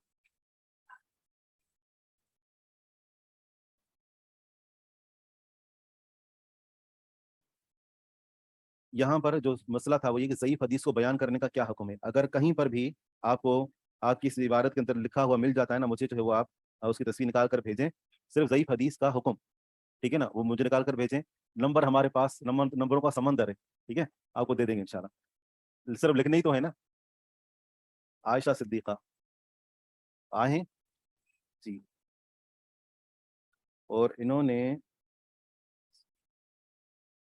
ज़ईफ़ हदीस को बयान करने, इन्होंने इंतहाई जो है वो जो दूसरा सवाल था ना, इंतहाई इख्तिसार के साथ उनका जवाब दिया है। तो बहरहाल इनके 20 नंबर हैं। ये देखें, मुख्तसर और जामिया, ऐसी महारत। ये है मारिया सलीम, इनके पूरे नंबर हैं, और फातिमा गफूर इनके 20 नंबर हैं। ताबिंदा साकिब इनके 25 नंबर, नरगिस सुल्तान 22 नंबर हैं, और बेनिश महक इनके 25 नंबर। ये लीजिए, बाकी ये नहीं आए। मोहम्मद वकास, हम्माद, हिना उस्मान, ठीक है, तो आप ये दीजिए इनको।